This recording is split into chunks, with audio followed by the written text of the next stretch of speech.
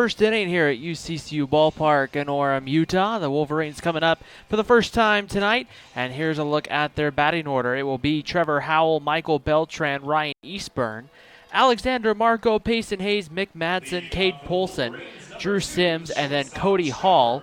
They'll face the right-handers, the senior Justin Den, who's 6-2 with a 4.09 ERA, making start number 10 of the year. And Justin Dane, the right-hander, will get ready to go here for what should be a good one. Trevor Howell stands in the box. We'll set the defense momentarily. Dane from the windup, the big righty throws, and this one's grounded to third base and under the glove of Mingus. Wow! Ortiz backing up, keeps it in the infield, but that is an uncharacteristic error from the New Mexico State defense, and Ryan will set them right now. Yeah, Tristan Carranza in left, Logan Ennis in center field with Noah Hopp in right. On the infield, Eric Mingus at third, Joey Ortiz at short, Nick Gonzalez at second, Tristan Peterson at first. Behind the plate and catching is Braden Williams, and Dane on the mound here for New Mexico State. Mingus made so many great defensive plays last night, and plays that were a lot more difficult than that one is he's playing in at third base right now, Jordan. Yeah, right on the edge of the grass with Beltran up there. So Dane into his stretch. Here it comes. Beltran takes a fastball at, maybe a breaking ball. In there at the knees either way, strike one. That ground ball to Mingus was just a little ground ball to his left, not hit real hard, and it just went under his glove. That was very odd. As you mentioned, Ryan, the sure-handed third baseman. Dane checks on the runner. That's Howell. He has stolen 3 bases this season. He's been caught once. Justin Dane, the right-hander, is coming off a tremendous performance against Northern Colorado last week. He went 7 2/3 innings. No runs, 4 hits. So he just couldn't quite make it out of that 8th inning. He was fantastic, though. The one-strike pitch to Beltran misses down low for ball 1. 1-1 to the right-handed hitter. Beltran with a .322 average. 1 homer, 15 runs batted in. To give you an idea how great New Mexico State has been offensively this season, in the Wolverine order, Marco has the most RBIs. He has 28 of them. The guy with the most RBIs in the Aggies order, as a ball misses inside to Estrada, it's 2-1. That is Nick Gonzalez, that is Joey Ortiz, who has 65, more than twice that of Alexander Marco. That is just remarkable. And the Wolverines have not hit the ball all that well this year, of course, but New Mexico State, they're first in average, first in runs scored, in a litany of offensive categories in the nation. Here's a slow roller up the middle into center field for a base hit. Off the end of the bat of Beltran, but it found the outfield, and the first 2 men are aboard here in the last of the first inning. So here is Eastburn. It's a nice job by Beltran getting a bat on that. Also just kind of lucky. If that's hit at the shortstop, it could be a double play ball. But the Wolverines will take it any way they can get it. An error and a slow seeing eye single. Eastburn, a left-handed hitter. He has really swung the bat well after coming back from an injury that plagued him for the first half of this year. Getting the start in left field tonight. 2 men on, nobody out, 1-0 New Mexico State. Bottom of the first inning. Justin Dane laboring right away. The pitch to Eastburn, and a fastball is called for a strike on the outside corner. Eastburn is hitting .389 against right-handed hitters this season. He has really feasted on righties.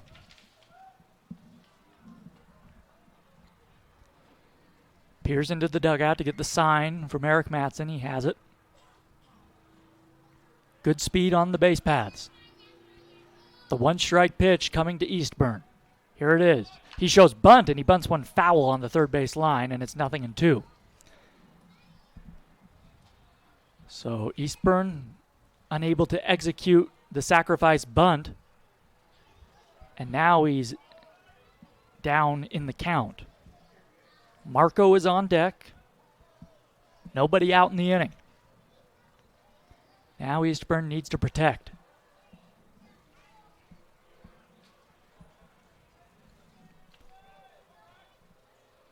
Dane, 6 feet 5 inches tall, 220 pounds. A redshirt senior out of Woodland Hills, California.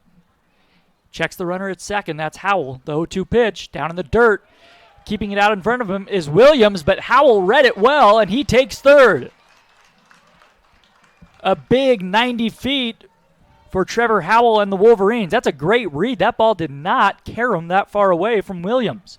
Out in front of home plate and to his right, but Trevor read it well right away, and he took third. So now Utah Valley does not need a base hit to tie this game. Will be ruled a wild pitch. 1 ball, 2 strikes the count. Dane certainly would like the strikeout. Here it comes. A swing and a ground ball to short. Ortiz goes to second for 1. On to first. It's in the dirt. Dug out by Peterson. A nice play. A double play, but the run comes in to score, and it's 1-1. So Eastburn will not pick up an RBI on the double play ball, but it does bring in a run home, and it ties the game. So here is Alexander with the bases empty and 2 out. And this is kind of what you wanted to see from Utah Valley early on after getting shut out last night. Really wanted to see Utah Valley do some good things offensively here, especially early on in Game 2 of this 3-game series. You'd prefer that you don't ground into the double play ball as a fastball misses into Alexander Marco, but the way it's gone for Utah Valley this year, just 8 wins and 29 losses, you will take runs any way you can get them. And with Schultz on the mound, you can start over now. Schultz was pitching very well in the first inning. He had to work around an error. Ultimately that came back to get the Wolverines. That's how that run came in to score. Here's a strike taken, a fastball, and it's 1-1 to Marco. Marco hitting .338, 6 homers, 28 men batted home. He had a rough night at the plate last night, going just 1 for 3. Just didn't look real comfortable up there, though. The 1-1 misses down and away. 2-1. Did he check his swing? He did, says John Flanagan, the first base umpire, on appeal. But nobody looked real comfortable last night for Utah Valley at the plate. Whittlesey got the win for New Mexico State. He went the full 7 innings. 14-0. Utah Valley got shut out. 2-1 pitch, a swing and a foul back, and out of play. It's 2-2. So the Wolverines not only on the board for the first time in this game, but in the series.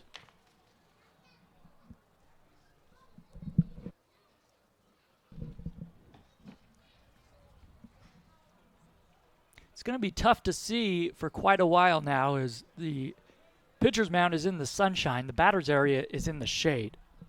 So it's going to be tough to see for the hitters. 2-2. A swing and a ground ball to third. Backhanded by Mingus. He gets to his feet. Throws high at the first base bag, and he's safe.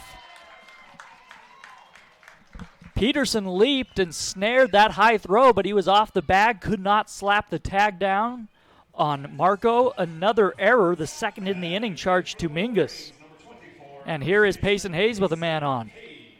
So Mingus having a tough time over there at the hot corner.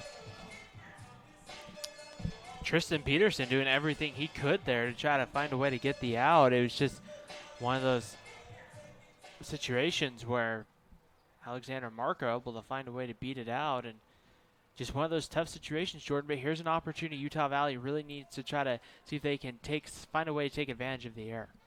Here is Payson Hayes trying to do just that. The pitch to him swung on and popped up in the infield.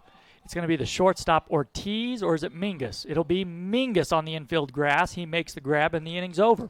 The Wolverines get a run back, though, on one hit. They leave a man stranded. We are tied at 1 as we head to the second inning on GoUVU.com. First, the Wolverines, 1 run on 1 hit, 2 errors, and 1. In this moment, it doesn't matter if you save money in 15 minutes. It doesn't matter if your neighbor has the same insurance that you do.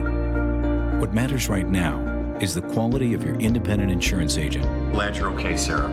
will take care of everything. and the company that stands behind them. Thanks so much for your help. No problem. Auto Owners Insurance. Neil Dastrup Insurance, your local independent auto owners insurance agency, supports UVU athletics. You only need to answer one question. Will you accept the challenge to become? No matter where you are in life, no matter your interests, from award-winning accounting to marketing and entrepreneurship programs, there's a place for you at Utah Valley University. A place to engage, to rise, to succeed, to become.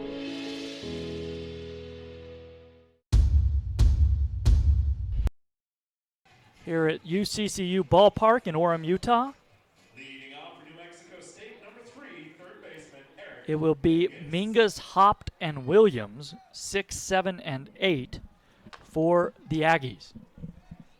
Mingus had a difficult first inning at third base. He committed 2 fielding errors, one of which came back to haunt the Aggies as Howell, who reached, came around to score eventually and tie the game. A first pitch breaking ball misses inside Dominguez, ball 1.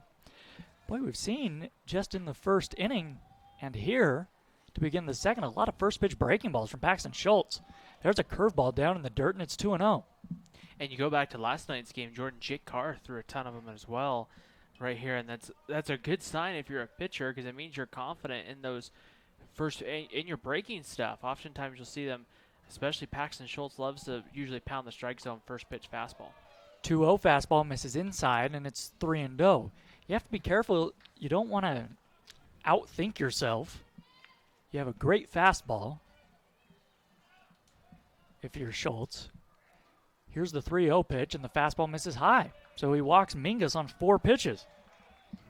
The first walk issued by Schultz, and here is Noah Hopt. 24, right fielder Noah Hopt. And look, Mingus is hitting 387, so he's not a bad hitter to walk, but to begin an inning, you want to challenge him. Hopt is hitting 310. He's had just 42 at-bats this season, but he does have 2 homers, 7 RBIs, a tall left-handed hitter. 1 man on, nobody out. The runner bluffs as if he's going to steal, but he stays put. Another breaking ball from Schultz at the knees, called for a strike. Hopt did not play in last night's ball game. This is just the 10th game he has started this season. Getting the start in right field. The 0-1 pitch coming to him. Slider on the outside corner, called for strike 2, 0-2.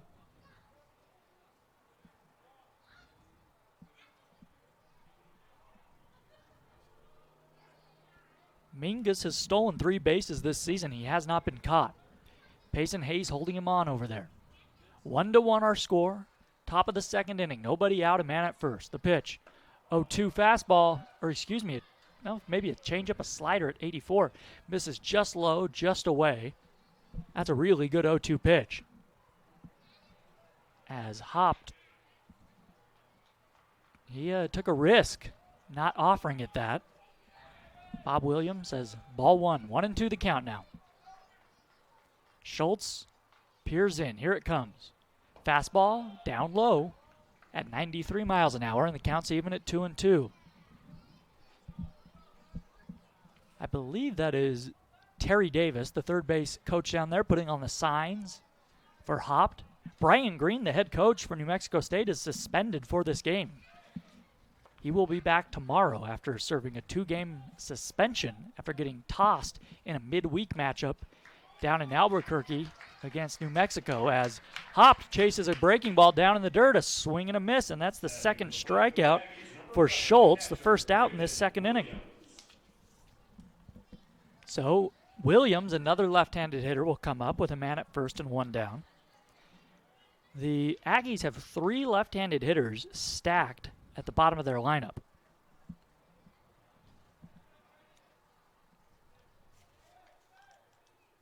Williams last night went 2 for 2 with 2 RBIs. He had a nice night at the plate. He's hitting just 284 this year, though. Just 284. A swing and a miss. at a 92-mile-an-hour fastball on the outside edge, and it's 0-1.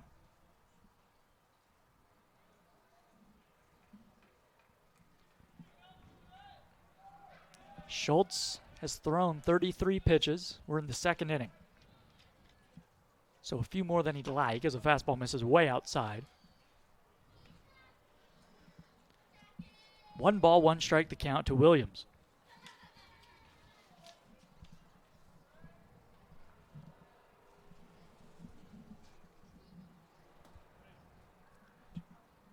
Mingus is at first. Oh, an 0-2 the count. They called that a 2-0? 2-0. 2-0. A swing and a chopper to short. Howell has it. The runner will take second to throw to first. Gets Williams. And Ryan, I didn't notice. Did you see this? Was Mingus taking off on that pitch? He was. So he stays out of the double play on the hit and run. New Mexico State, number 31, the designated hitter. And here is Jimenez. 2 outs with a man in scoring position. Mingus walked to begin this inning. Jimenez, the DH, another left-handed hitter. He is hitting .276 on the year. He's had just 29 at-bats. Fastball misses high and away for ball 1.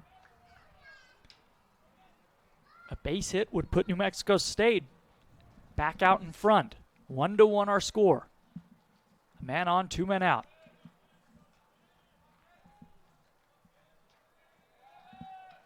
Schultz has what he wants. Now comes Set. He kicks and fires. The 1-0 fastball is on the outside corner. Taken for a strike. Early on, it seems to be that Bob Williams is giving those corners.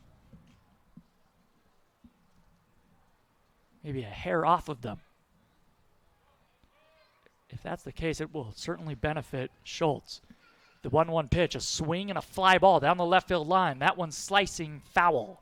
It bangs off the wall where the fence juts in at a 90-degree angle down the left field line.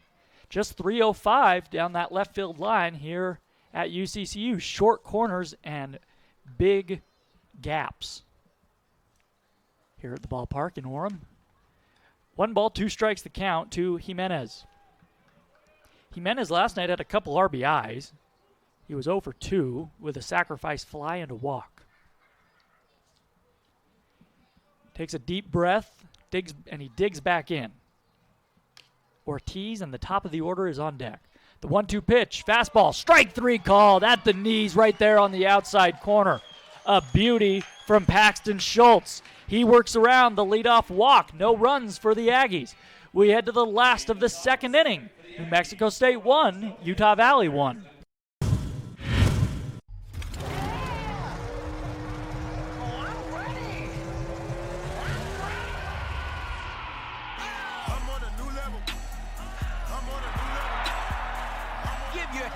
A Mountain Dew kickstart. Let me.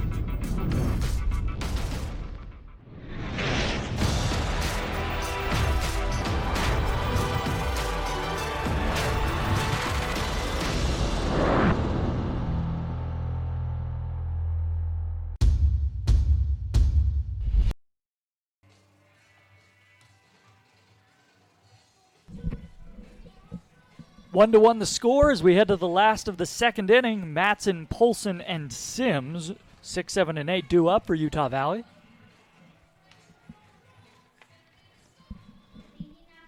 Well, in the last of the first, Justin Dane pitched pretty well, but 2 errors were committed in that inning, and Utah Valley was able to cash in. So here's Matson. He was originally penciled into play, well, to be the designated hitter tonight, but Estrada was scratched from the lineup late, so Matson getting the start at third, batting 6th, takes a ball inside, 1-0 to him. Matson hitting .262 in his freshman campaign, no home runs, 16 runs batted in. He has a .327 on-base percentage. The 1-0 pitch to him, a fastball hit slowly toward third. Mingus charging, he gloves it, throws on the run, and they get Matson. And that's the Mingus we're used to seeing at third base. He committed 2 errors in the first inning, very uncharacteristic of him. He makes a nice play there, and there's 1 gone.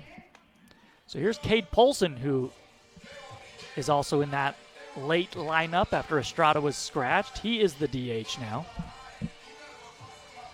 Polson last played on Tuesday night up at Utah.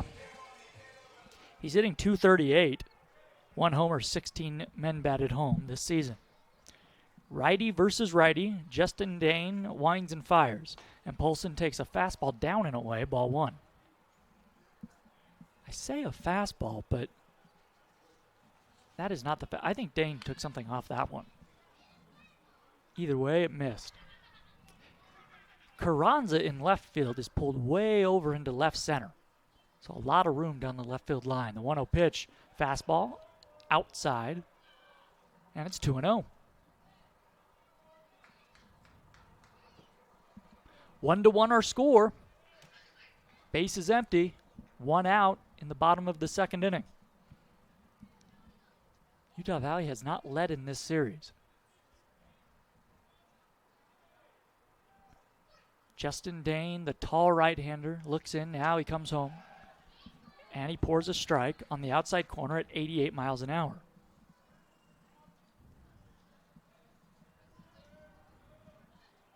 On the out-of-town scoreboard, 2 games are already complete in WAC play this afternoon. Sacramento State beat Chicago State twice. One final was 13-3 in 8 innings. The late final was 7-5. The Hornets picking up both those wins in Illinois. Ball misses here to Polson, and it's 3-1. California Baptist and UT Rio Grande Valley are underway down in Texas. The Vaqueros with a 1-0 lead over CBU. Later tonight, Northern Colorado and CSU Bakersfield to get underway, as well as Seattle and Grand Canyon. The 3-1 to Polson, a swing and a high fly into center field. Enos going back. He is under it, and they're 2 away. Ennis, E-H-N-E-S, making the play. So here is Sims. Base is empty, 2 gone.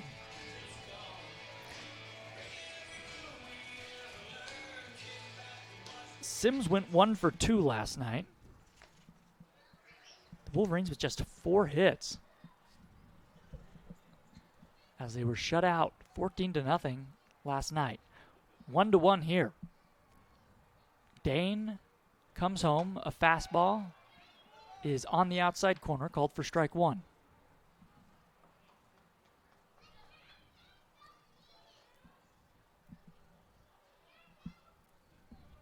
More fans filing in. We had a pre-game Easter egg hunt out on the left field berm. A lot of fun, a lot of kids. The 1 strike pitch is swung on and popped up on the right side of the infield. It's going to be Peterson in foul territory near the first base coach's box. He makes the grab, and Utah Valley goes down very quietly in the last of the second. No runs, no hits, nobody left. On to the 3rd inning. It's New Mexico State 1, Utah Valley 1 on GoUVU.com. Left on base. After 2 complete, New Mexico.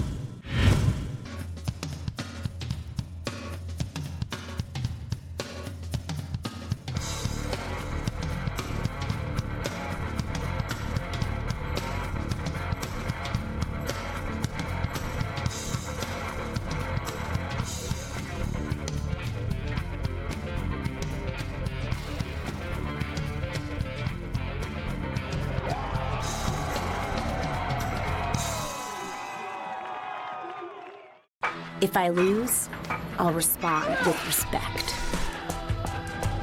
If I win, I'll back it up with humility. If I fail, I'll rise up with honor. It's tough for us to put it all on the line. Don't undo my hard work with poor sportsmanship. Respect. It's the name of the game.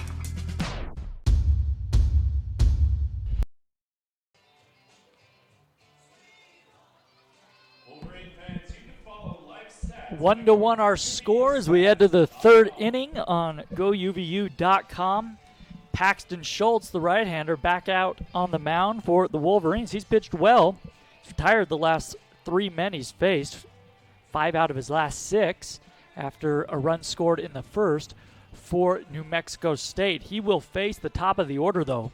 Here in the third, it will be Joey Ortiz, Nick Gonzalez, and Tristan Carranza to come to the plate. The meat of this order for the Aggies. They have swung the bat well all year. They have swung the bat well this season. And with that, I will send it over to Ryan Pickens with the play-by-play. Thank you, Jordan, as Joey Ortiz, the shortstop, gets ready to stand in the box here for New Mexico State. Ortiz grounded to short in his only plate appearance. As we're tied at 1, here's we start at the top of the third inning. Schultz comes home, and Ortiz lines this one into right field for a base hit. First pitch fastball that just catches a good portion of the plate, and have to give Joey Ortiz credit. He didn't miss it there, and the leadoff man on, and that will bring up second baseman Nick Gonzalez. Gonzalez reached on an error back in his first plate appearance for New Mexico State. You see the sun go kind of behind the clouds here for the most part. Not quite as Gonzalez just kind of taps it on the check swing. He's running hard, though. Schultz's throw is in time there at first base. That's a bang play that maybe could have gone either way. I thought Gonzalez was going to beat it out, but a heads-up play by Schultz not to rush the throw. And with one out, that moves the runner up. And here comes the left fielder, Tristan Carranza. Carranza singled back in the first inning, and he'll stand in here ready to go. Paxton Schultz will work from the stretch here with the runner in scoring position. Out at second base, Joey Ortiz, after leading off the inning with a base hit to right field. Ready to go, the pitch on its way, and Carranza grounds this one to short. The runner will advance as Trevor Howell throws out Carranza at first, and there's 2 gone here in the third inning. Well, we talked about it in the first and second inning, about the amount of breaking balls we've seen Schultz throw, and that was another first pitch curveball that I think fooled Carranza. With 2 outs, Tristan Peterson, the first baseman, will come to the plate here for New Mexico State. But the most important thing, if you're Utah Valley, you could get out of the inning here with no damage done. The Wolverines have been playing from behind for a good portion of the season. The first pitch in there with the slider for strike 1. And no balls and a strike on Tristan Peterson. Infield back for the Wolverines with 2 outs in the top of the third. Schultz kicks and delivers this one. There's a slider right on the inside corner for a called strike, and it's 0-2. We've seen Paxton Schultz begin to throw the slider a little more confidently than we saw at the beginning of the year. And that's an important pitch for Schultz to develop. The 0-2 pitch, swung out and missed, strike 3, and the inning comes to an end. Schultz gets his 4th strikeout of the ball game, and Utah Valley a chance to try to get their first lead in 19 innings after the break here on the WAC Digital Network. You only need to answer one question. Will you accept the challenge to become? No matter where you are in life, no matter your interests. From innovative exercise science, outdoor recreation to STEM programs, there's a place for you at Utah Valley University. A place to engage, to rise, to succeed, to become. Label me. You know you want to. Don't be shy. You do it behind my back. So say it to my face. You don't know me. You know what I am? I'm a pitcher. I'm a striker. I'm a point guard. I'm a linebacker. I'm a setter. Shortstop. High jumper. Wrestler. Defender. Goalie. Student. Student athletes. That's who we are.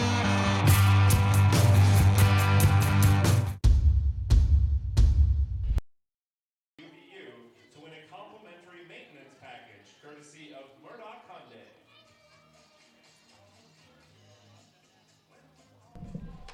Don't forget, fans, to stick around after the ball game for our post-game show in which we will name our Wilkinson's Trophy Player of the Game. With 41 years of experience, Wilkinson's Trophy is your place for awards, screen printing, embroidery, and name badges. Check out selections online at wilkinsonstrophy.com.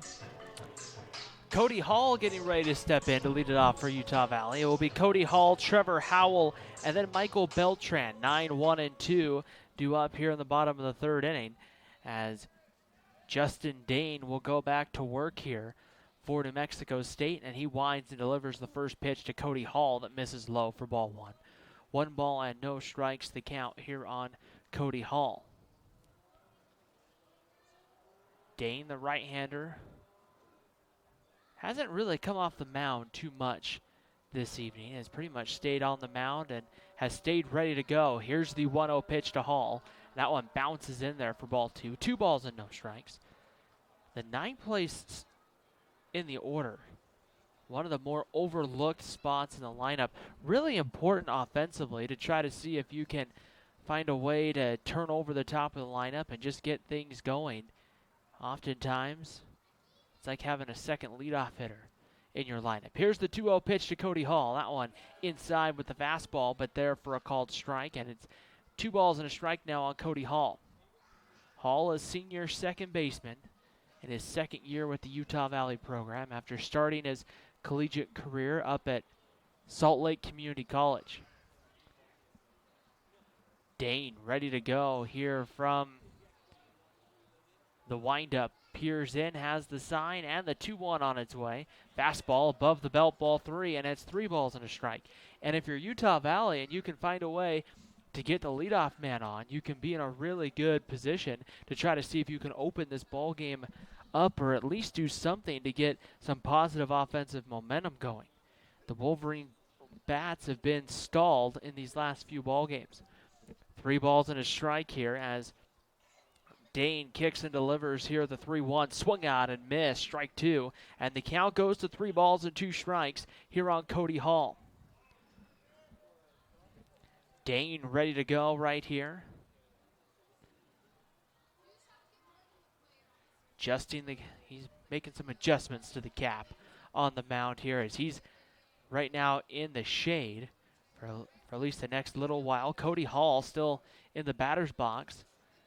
Has some sun as the 3-2 pitch on its way. Fastball misses high and outside, ball 4. So Cody Hall aboard with a leadoff walk here in the third inning, and that's going to bring up the shortstop, Trevor Howell.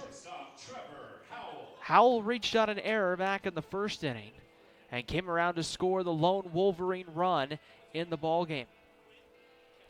One thing I'll say for head coach Eric Madsen and the Wolverines, with the offensive struggles the Wolverines had, some people would have said, maybe consider moving the runners over, maybe playing a little more small baseball. But Eric Madsen really has stuck to his guns of not playing a lot of small ball, so to speak. Trevor Howell ready to go in the box, and the first pitch on its way. Fastball that stays above the belt for ball 1. 1 ball and no strikes. That one came in at 87 miles an hour. It's easier at this altitude and in this ballpark, short corners and big gaps, to say, you know what? It's the old Earl Weaver strategy. Get 2 guys on and hit a 3-run home run. Pickoff move, diving back safely over to first is Cody Hall. Hall on the year is 6 for 9 in stolen base attempts. So if there's a Wolverine that's going to go, Cody Hall may look for a good opportunity to go here. Here's the 1-0 pitch, about ready to come home. And they'll throw back over and Hall back diving again. And you kind of see different programs playing different kind of styles of baseball. And there's some programs that kind of have a nice kind of mix where they'll do it. And then other programs, it's get a guy on first, square around to bunt almost automatically. You see Pac-12 teams especially, guys, teams that are playing at sea level, big ballparks. Here's the 1-0 pitch to Hall. Fastball stays again high above the belt, ball 2. 2 balls and no strikes. Justin Dane having a tough time here in the bottom of the third inning of finding the strike zone as we're tied at 1 between New Mexico State and Utah Valley.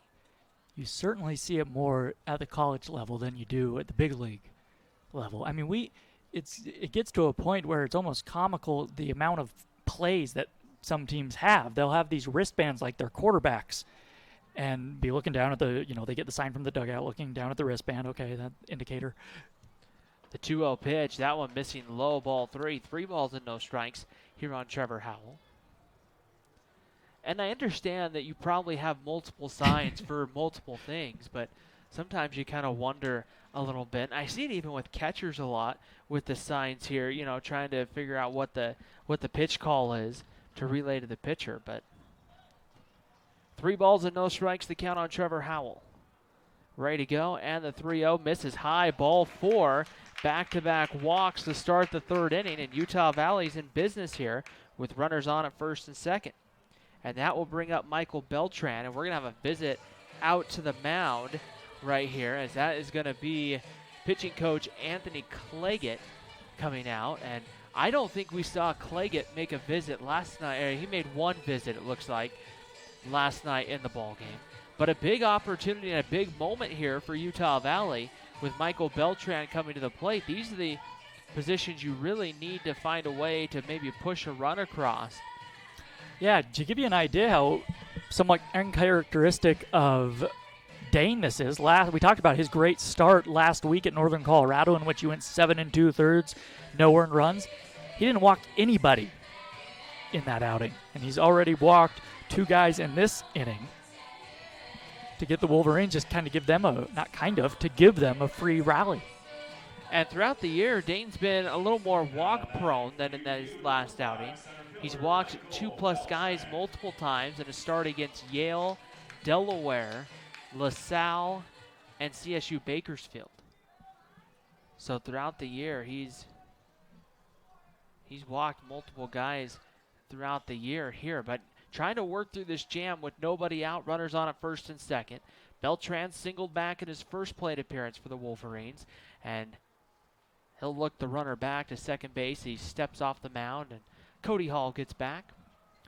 And those walks are particularly damaging when you set the table for the meat of this Utah Valley order. Michael Beltran in the box, Ryan Eastburn on deck. And the first pitch from Dane on its way. Fastball stays high for a ball. 1 ball and no strikes, the count here on Michael Beltran. Look, if you're Beltran right now, you want to be patient because Justin Dane is just not comfortable out there. He's taking a long walk, almost kind of just peering up to the sky as if to say, why can't I throw a strike? Peterson at first base, playing about a step in front of Trevor Howell. And the 1-0 pitch to Beltran. That one settles in there. A nice breaking ball on the outside corner for a strike. Evens the count up at 1-1. Shows you the confidence he has in the slider. Could not find the strike zone, and he decided to go with the breaking ball, and it was a perfect one. Good speed on the base paths if you're Utah Valley, with Cody Hall at second, Trevor Howell at first. A ball in the gap or down the line here. Scores 1 and potentially 2. Here's the 1-1 pitch. Beltran turns to bunt and instead sends it foul over towards the Utah Valley dugout for strike 2. 1 ball and 2 strikes here on Michael Beltran.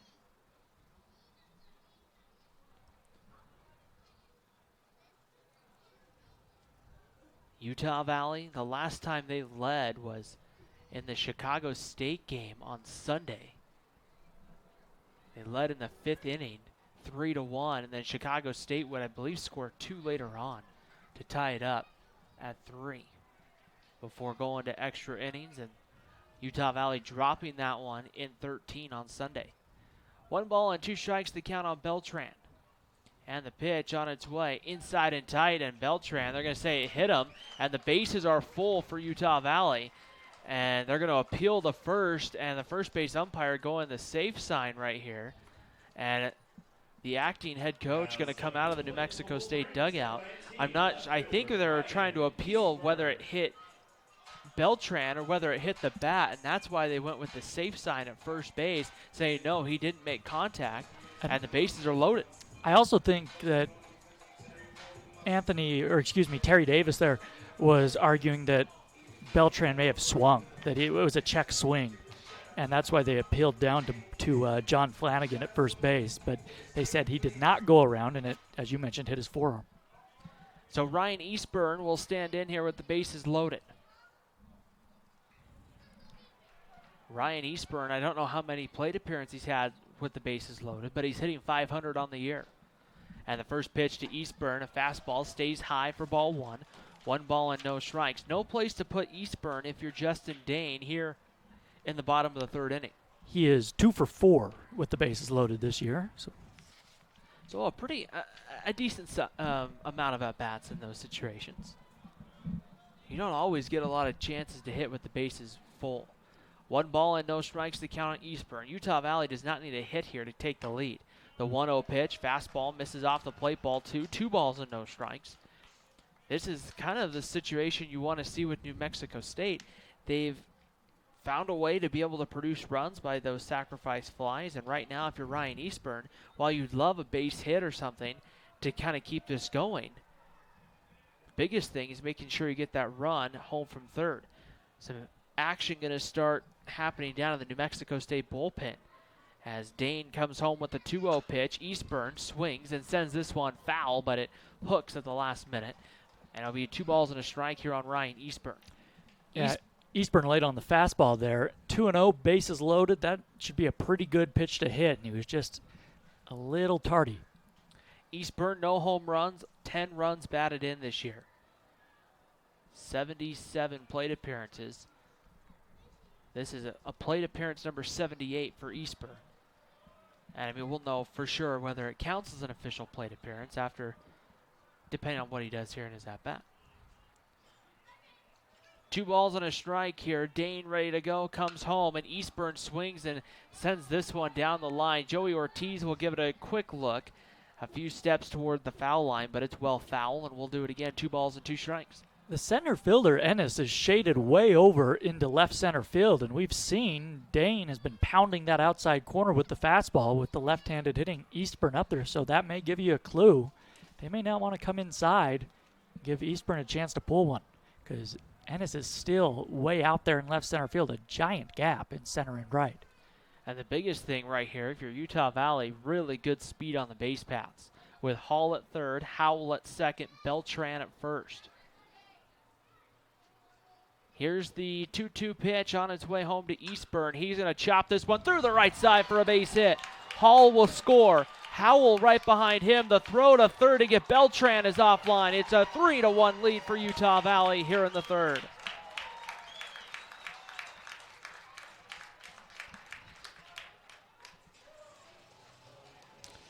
Not a terribly hard-hit ball, just a chopper right through that right side of the infield, and it gets the job done.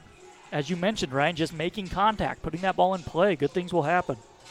So Alexander Marco will stand in right here for Utah Valley. Still runners on the corners. The big news, still nobody out, and if you're Utah Valley, an opportunity to see maybe if you can hang some kind of a crooked number up on the Aggies as 2 right-handers begin to throw down in the New Mexico State bullpen. Marco will stand in, reached on an error back in his first plate appearance. Still in the position where they don't need a hit to get a run across the board. Dane comes in, this one blocked in the dirt for ball 1. 1 ball and no strikes to count now on Alexander Marco. That is Wyatt Kelly and Aldo Fernandez in the bullpen. Ryan Eastburn on that base hit, picking up RBI number 11 and 12 on the year. Well, if you're Utah Valley, now you want to get greedy, as you mentioned, Ryan. 1 ball and no strikes the count right here, and the pitch on its way, low again. Another breaking ball that came low and out of the zone for ball 2. 2 balls and no strikes the count on Alexander Marco. And if you're New Mexico State, we'll see how long Justin Dane lasts. If he can't find the strike zone, you do not want to fall too far behind with Paxton Schultz on the mound. For Utah Valley, it's a great sign to have Paxton Schultz on the mound, and much less what you'd like to see to give him a nice, comfortable lead against a very good offensive club in New Mexico State. The 2-0 pitch misses outside ball 3, and it's 3-0 on Alexander Marco. And this is the challenge with a team like New Mexico State, Jordan. Really, no lead is safe if you can't continue to score runs. And one sign of that, how confident they are, is the infield is playing back with a man at third, nobody out, and they're trailing 3-1. playing back for sure, trying to see if they can turn two. Ready to go. Dane comes in with a 3-0 pitch. That one's in there at the knees for a called strike. And it's 3 balls and a strike on Alexander Marco.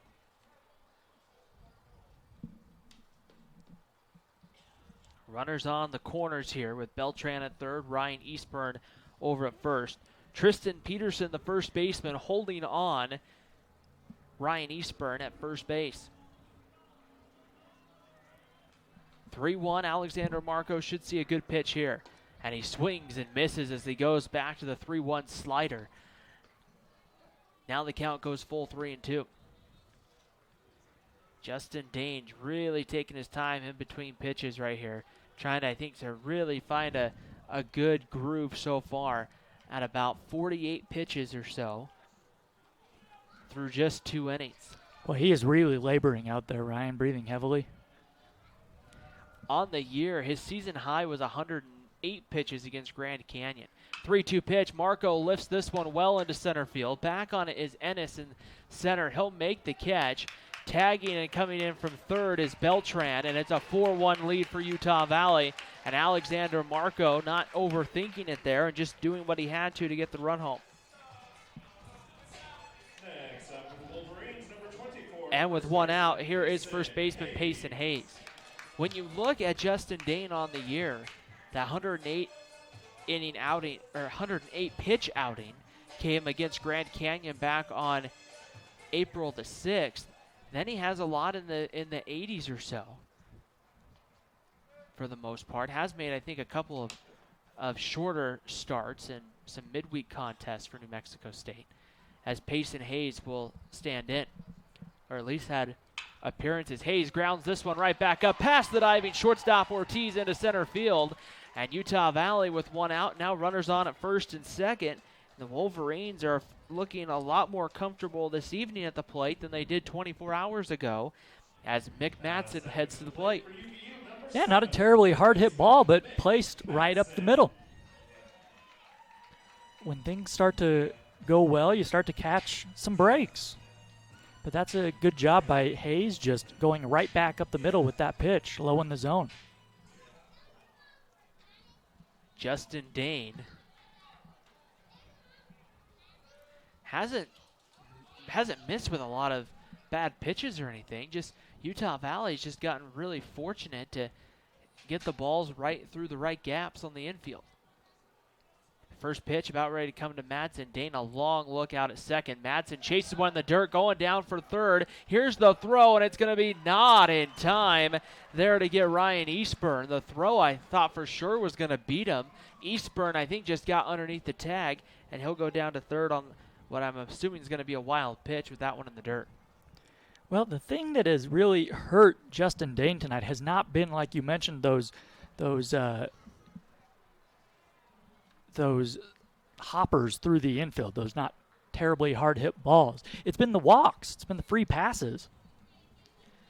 Justin Dane has, here tonight, has 2 of the free passes and the hit by pitch, so 3 total. As well as the error back in the first on Mingus. The 0-1 pitch to Madsen. This one blocked in the dirt. The count will be even up now. 1 ball and 1 strike. And those errors, while they don't necessarily come back in a box score situation, it does come back, however, to hurt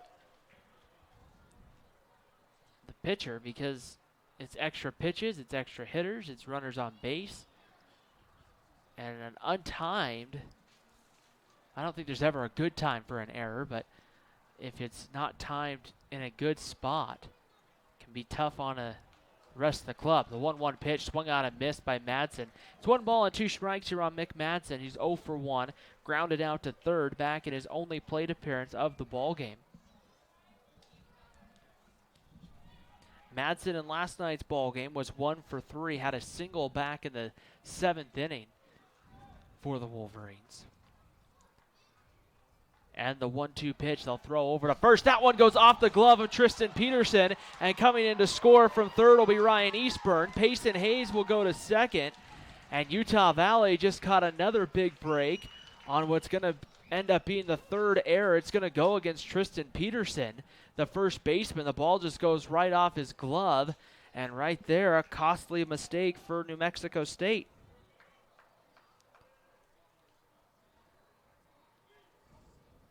Still with only one out, the third Aggie error, and this is not really something we've seen too much this season from New Mexico State. But with one out, Mick Madsen will have a 1-ball, 2-strike count and hit here with a runner out on second base. 4 runs in here in the third for the Wolverines. And the pitch on its way to Madsen. He reaches for this one and pulls it foul. I think he was chasing that one out of the zone with how far he reached for it. Yeah, trying to extend that zone with 2 strikes. Trying to protect. And the right-hander throwing down there in the bullpen, still getting loose for New Mexico State. They only have one, so Kelly, they believe it. It may be Fernandez. 1 ball and 2 strikes to count. Ready to go right here from the stretch. And the pitch on its way. Madsen reaches for this one and gets it through the right side into right field. Gonzalez tried to dive for it. Coming in is Payson Hayes. He will score, and it's a 5-1 lead for Utah Valley. And that's kind of the way things go some nights if you're playing baseball. And that's a ball that we've seen really become just a simple ground ball out, but right there finds its way past Nick Gonzalez. And now here's Cade Polson now in the third inning, the 8th man to come to the plate in the inning, and we're going to have, I'm pretty sure, a pitching change here at the ballpark. They'll make the move and go to the pitching change. We'll go ahead. It will be Wyatt Kelly who will be coming in the ballgame. We'll take a break here on the WAC Digital Network. We'll introduce you to Wyatt Kelly after the break. Utah Valley 6, New Mexico State 1 on the WAC Digital Network.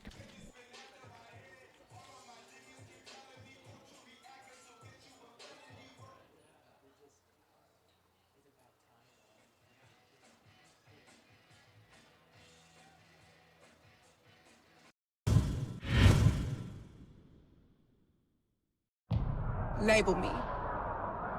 You know you want to. Don't be shy. You do it behind my back. So say it to my face. You don't know me. You know what I am? I'm a pitcher. I'm a striker. I'm a point guard. I'm a linebacker. I'm a setter. Shortstop. High jumper. Wrestler. Defender. Goalie. Student. Student athletes. That's who we are. Thinking of buying a home? Think bigger. Because with UCCU's low interest rates and low mortgage insurance rates, you could qualify for more house with the same payment you could get from other local lenders. A mortgage with UCCU gives you more purchase power. That means more money you can put into your home or back into your pocket. To learn more, visit uccu.com/morehouse or stop by any UCCU branch today. More house, same payment. Only at UCCU. Inspiring smart mortgage decisions.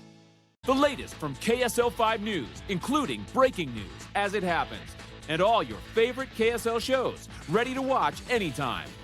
Download the free KSL app right now on all your favorite devices.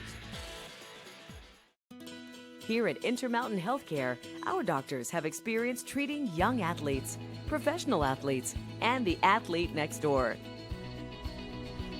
We treat everyday injuries, sports injuries, concussions, total joint replacements, and everything in between.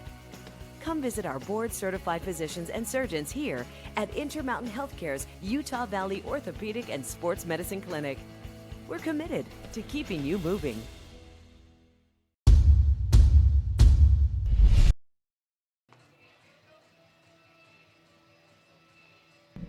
New pitcher on for New Mexico State. It is Wyatt Kelly. This will be his 15th appearance. He's thrown 17 in the third innings, walked 6, struck out 14. Opponents are hitting .258 off the right-hander. So a tough outing for Justin Dane as the Wolverines plate 6 runs. They lead 6-1 here in the third. I beg your pardon. Well, Cade Polson, the DH, will stand in for the Wolverines as Wyatt Kelly gets ready to come home with his first pitch of the evening. And the first pitch on its way, and Cade Polson takes that one a strike just below the belt. for a called strike, 0-1. Kelly, a 6-foot senior out of Rio Ranch, New Mexico, started his college career at New Mexico Junior College. Standing in, ready to go here. No balls and 1 strike to count on Cade Polson. 1 out, runner over at first base is Mick Madsen. And the 0-1 on its way, fouled back to the screen. And it's quickly no balls and 2 strikes to count here on Cade Polson.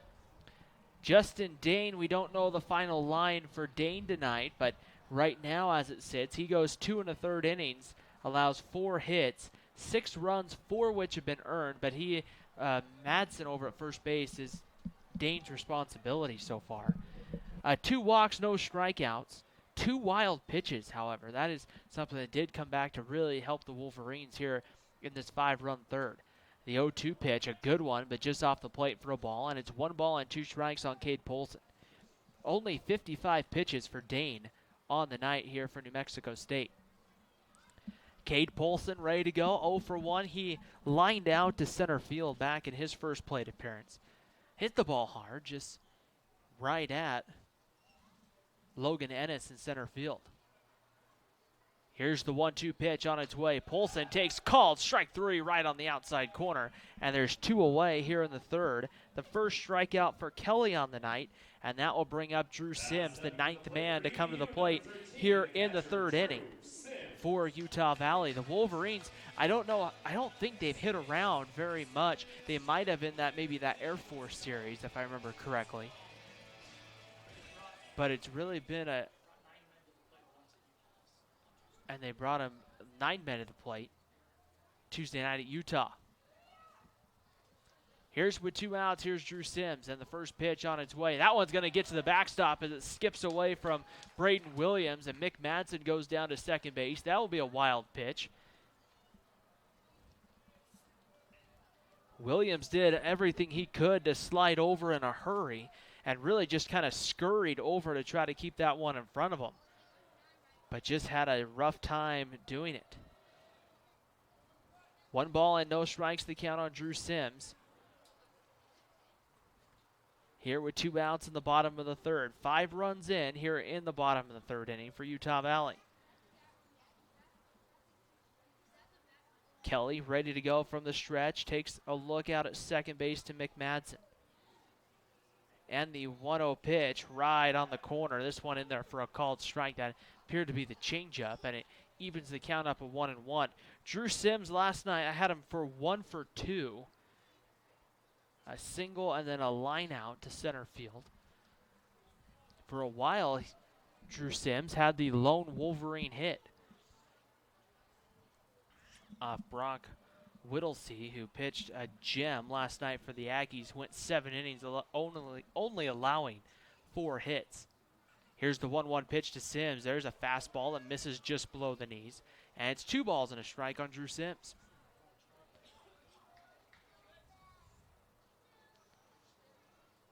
Outfield pretty much all squared away here for New Mexico State.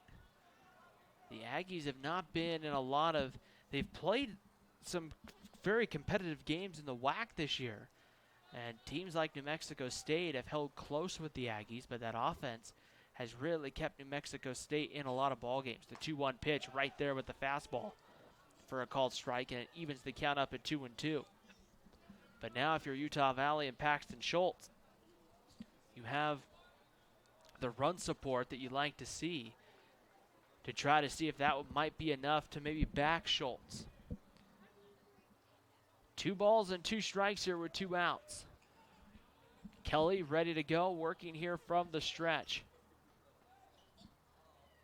And he comes home with the 2-2 pitch. Sims kind of has to sneak out of the way. That one inside and tight, ball 3. And the count goes full, 3 balls and 2 strikes on Drew Sims. Mick Madsen running out at second base probably will not be off with the pitch in this situation. Because ball 4, he can be thrown out trying to steal third base. Ready to go right here. Kelly comes set, has the pitch he wants to come home with.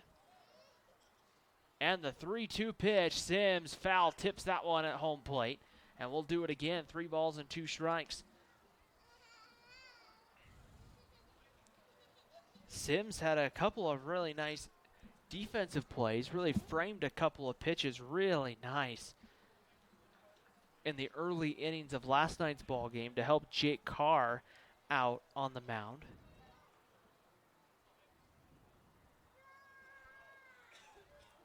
As the right-hander, Kelly, ready to come set on the mound. And the 3-2 pitch on its way home. Sims swings and misses, strike 3. And Kelly ends the third inning on back-to-back strikeouts. And that ends 3 innings here at UCCU Ballpark. It's a 6-1 lead for the Wolverines. The New Mexico State offense coming up after the break on the WAC Digital Network. What is it about the car shopping experience at Murdoch Hyundai that has everyone talking?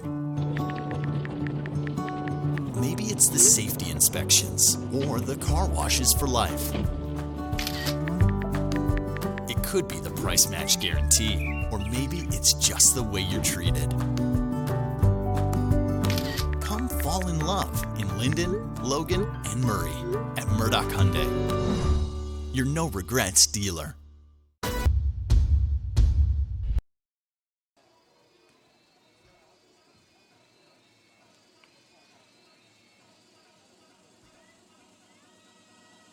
Support Utah Valley scholarships by ordering a UVU. Top of the 4th inning here at UCCU Ballpark in Orem, Utah. The Wolverine bats warmed up like it has in Orem, Utah this week, as the Wolverines able to get 5 runs across in the bottom of the 3rd inning, and they've extended their lead now out, or they've gotten their lead out to 6-1, as Logan Ennis will stand in and lead it off here for New Mexico State.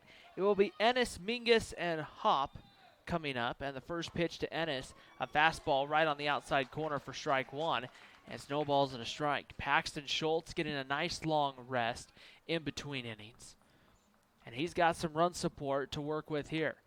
The 0-1 pitch misses for a ball, and it evens the count up 1 ball, 1 strike. Ennis went down on strikes back in his first plate appearance. And here's the 1-1 pitch. Fastball right on the outside corner. And it moves the count here to 1 ball and 2 strikes here on Ennis. The tough part with it, how many runs this New Mexico State offense has the potential to score. You kind of look at it and go, no lead really is safe. The 1-2 pitch. Ennis grounds this one right in between the third baseman and shortstop for a base hit to lead off the 4th inning. And that will bring up third baseman Eric Mingus. Mingus walked back in his first plate appearance for the Aggies, as he'll stand in here with nobody out in the top of the 4th inning. Right now, if you're Utah Valley, outs is really, I think, what you're looking for here. Any way you can get the out just to try to move this ball game along the best way you can, you'll take it. First pitch to Mingus, fastball in there just below the knees, or just below the belt, I'm sorry, for a called strike, and it's 0-1. So a New Mexico State team that, when you look at their offense being rated so high in so many different categories, that you kind of have to pick your poison when you're working through this lineup. The 0-1 pitch in there again with the curveball for a called strike, and it's 0-2. The Aggies, when you look at their schedule, they got another big series next weekend at Sacramento State. And then they play Sacramento State, UTRGV, Seattle, and Cal Baptist the rest of the way. So that's not going to be an easy stretch for the Aggies. The 1-2 pitch gets away. Sims can't find it, and going down to second will be Ennis. The ball was right around Sims, and Ennis will move up there into scoring position. So New Mexico State's going to want to be playing their best baseball the next month of the year, with the 4 conference series left on the schedule before the WAC tournament. 1 ball and 2 strikes the count. Schultz checks the runner out at second base, and the 1-2 on its way. Mingus pulls it foul, and we'll do it again. 1 ball and 2 strikes. We'll take a look at the out-of-town scoreboard here. UT Rio Grande Valley leading California Baptist 4-0. That game in the top of the 4th. Meanwhile, Northern Colorado has taken a 1-0 lead over CSU Bakersfield. Seattle and Grand Canyon will get underway in just about 10 minutes. It's a nice warm evening in Bakersfield as Mingus rolls this one right back to Paxton Schultz. He thought about third, now comes back to first and gets the out. Mick Madsen came charging in, and had Madsen been back on the bag, Schultz would have had an easy throw to third. Instead, they get the out at first, and Ennis moves up 90 feet. Yeah, that's unfortunate if you're the freshman Madsen and Schultz. Madsen doing what he thought he needed to do and charging to fill that bunt, but Schultz easily had it, and you're absolutely right, Ryan. They would have easily had that runner at third had Madsen covered the bag. Noah Hopp stands in from the left side, sees the first pitch and swings through it. No balls and a strike, a 93-mile-an-hour fastball. It's 0-1. Tonight in Bakersfield, Jordan, it's 90 degrees. Oh. There in Central California. And we thought 76 degrees here was getting warm. No balls and one strike, the count here on Hopp. Ready to go as Schultz comes in, and Hopp again foul tips this one. I think he just swung through it for strike two. It's 0-2. So Paxton Schultz really kind of gearing back here and showing that he's comfortable with the fastball. We'll see maybe if he goes off speed here. 0-2, he has to be careful with that runner at third, though. That nothing gets it by Drew Sims. Here's the 0-2 pitch. That one blocked in the dirt. Just kind of goes off the glove of Sims. And it's 1 ball and 2 strikes on Noah Hopp. Yeah, Schultz missed his target badly there. Sims wanted to pitch low and away. That one was way inside, and Sims had to reach across his body to snag it. Certainly a strikeout situation with a man at third and 1 out. Ready to go. Here's the 1-2 pitch on its way, and Hopp sends this one foul. Back out onto the concourse area, out towards the jungle gym, where past the berm down the third baseline, where the kids are having a ball down there tonight. Yeah, pretty good sized crowd out on a perfect night for baseball.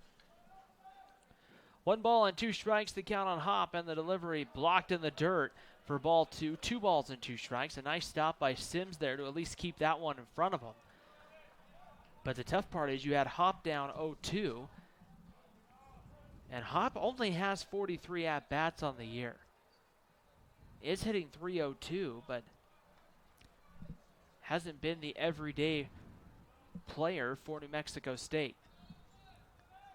Here's the 2-2 pitch from Schultz on its way. There's a ground ball base hit through the left side. Scoring on the play will be Ennis, and it's a 6-2 lead now for Utah Valley. That was a good pitch by Schultz, in on the hands of Hopp, but he just muscled it. And again, that was luck. It's better to be lucky than good sometimes, and that one just found a hole. Braden Williams will come to the plate here. The catcher 0 for 1, grounded out to short back in his first plate appearance. You know, Ryan, I find it so interesting. Obviously, it worked out great because they scored the run. But to have Mingus sacrifice the man over to third, Mingus is hitting .387 this year. Braden Williams takes the first pitch, fastball outside for a ball. 1 ball and no strikes. It goes back to that team kind of style of play that Brian Green, the head coach at New Mexico State, has brought here to this Aggie program.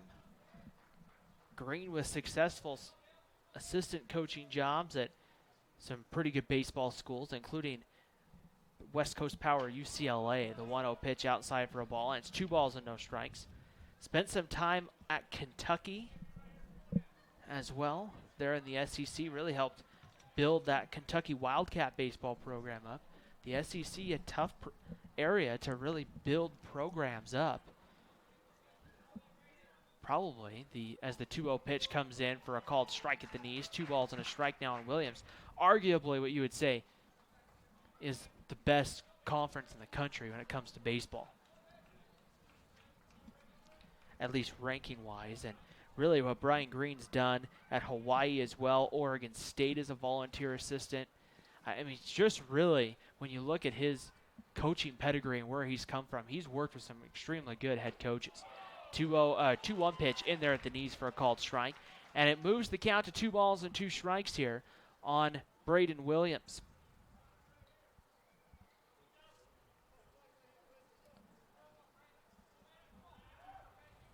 Running over at first base is Noah Hopp. He's got a pretty good lead over there at first.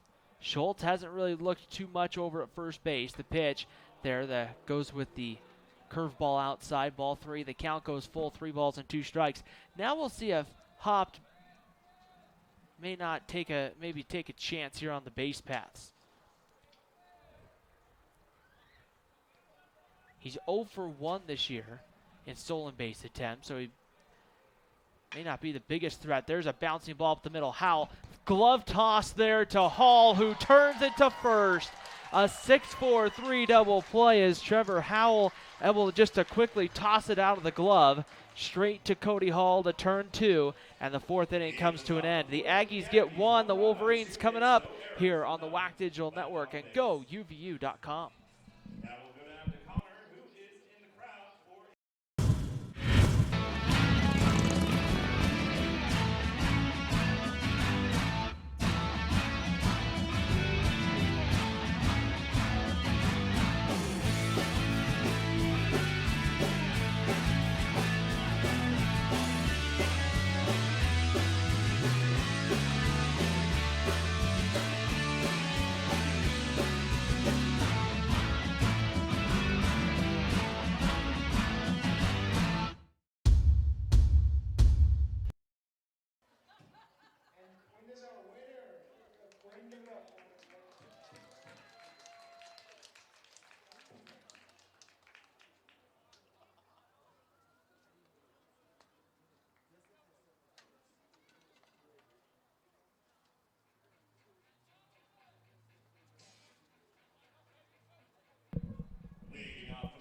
Bottom of the 4th inning here at UCCU Ballpark in Orem, Utah. It will be 9-1-2 coming up for the Wolverines, and last time 9-1-2 was up. It worked out well for Utah Valley, scoring 5 in the bottom of the 3rd inning, and Cody Hall got everything started with a leadoff walk. He'll stand back in the batter's box here and be ready to go as Wyatt Kelly will begin the 4th inning with a first pitch fastball for strike 1. Kelly came in to get those final 2 outs of the inning and got both of them back-to-back strikeouts to really end any kind of threat Utah Valley was putting on at the time. Unfortunately, when he got those 2 back-to-back strikeouts, the damage was already done. The pitch on its way to Hall, that one in there for a called strike, and it's no balls and 2 strikes on Cody Hall. The toughest part that really hurt Dane tonight was he walked Hall, he walked Howell, then he hit Beltran. So 3 free passes loaded the bases before Ryan Eastburn had a 2-run single through the right side. The 0-2 pitch called, strike 3, fastball right on the corner, and Hall is sent down looking. Strikeout number 3, that makes 3 strikeouts in a row for Wyatt Kelly, and here comes shortstop Trevor Howell. Howell has reached on an error and walked, has come around to score twice tonight for Utah Valley.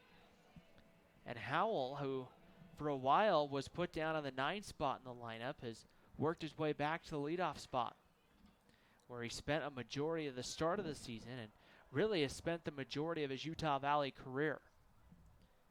First pitch on its way, and that one in the other batter's box for ball 1. 1 ball and no strikes on Trevor Howell. Ready to go to work right here. Wyatt Kelly not coming off that mound at all. He is pretty much just staying, getting the ball, and throwing again. Howell gets under this one and pops it up into shallow left field. Going out is the shortstop Ortiz, who makes the catch, and there's 2 away. So with 2 gone, here's Michael Beltran, who's been aboard in both his plate appearances tonight. Had a single back in the first, was hit by a pitch in the 3rd, and came around to score a run. As Beltran will get ready to step in. Utah Valley wearing the black tops and white pants tonight. The road gray uniforms for New Mexico State.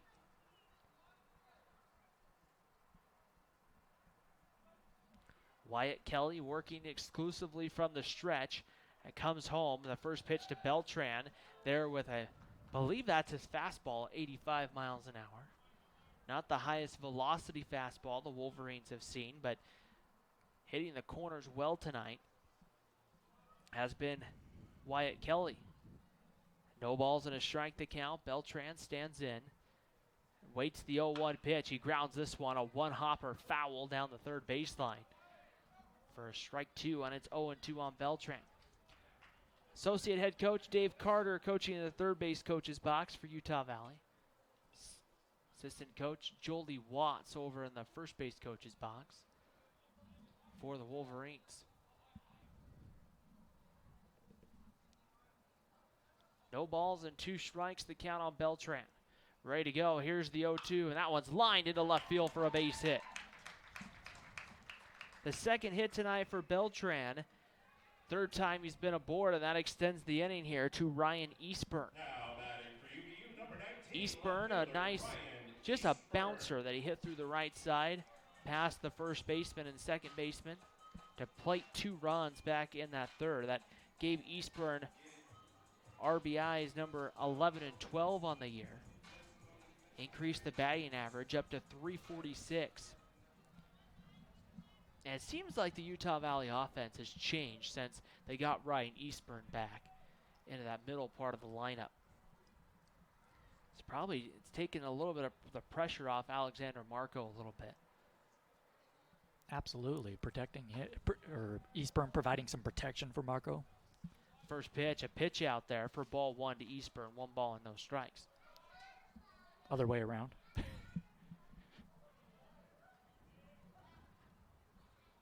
1 ball and no strikes as Eastburn stands in.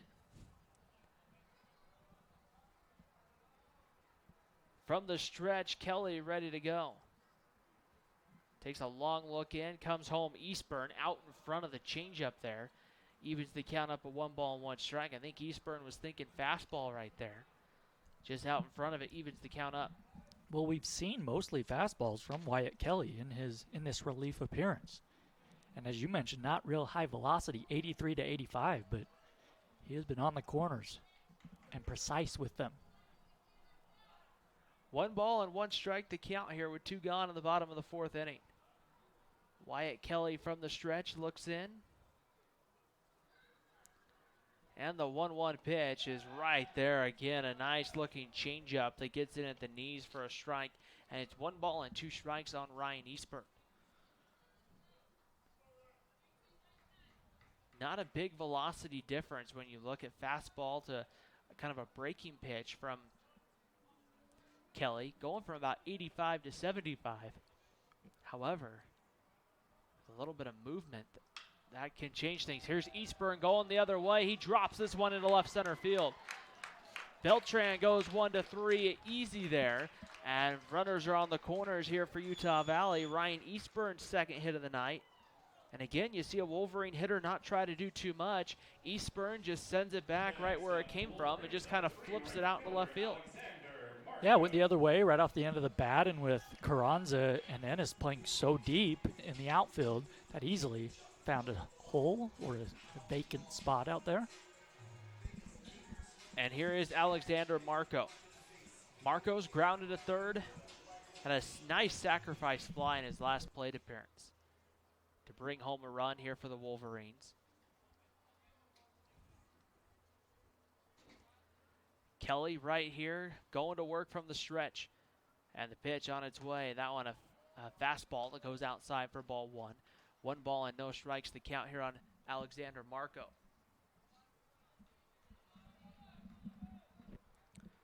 Six to 2 lead, Utah Valley in the bottom of the 4th inning here at UCCU Ballpark in Orem, Utah.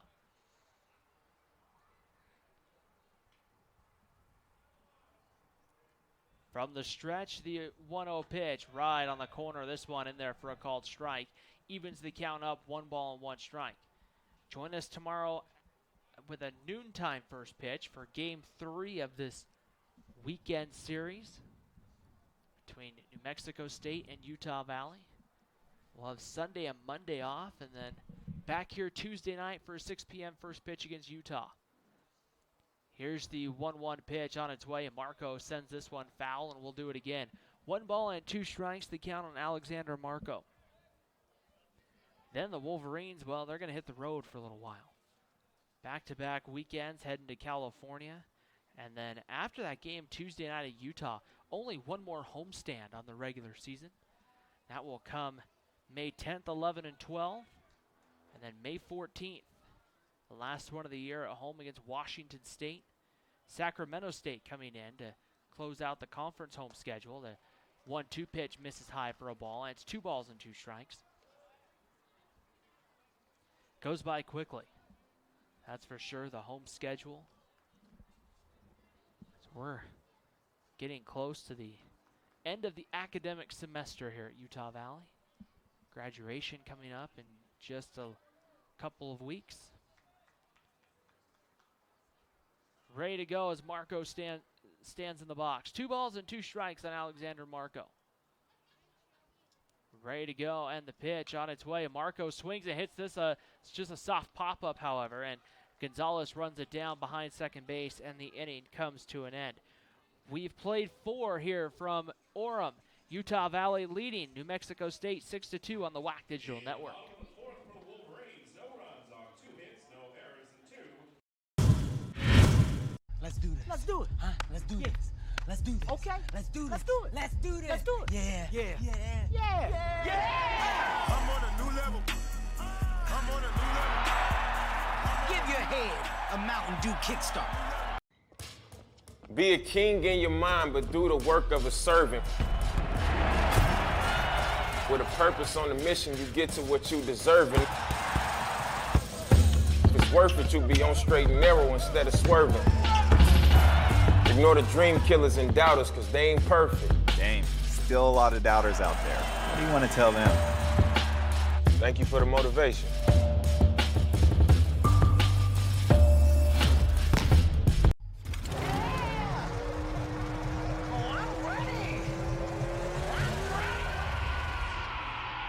I'm on a new level. I'm on a new level. Give your head a Mountain Dew kickstart.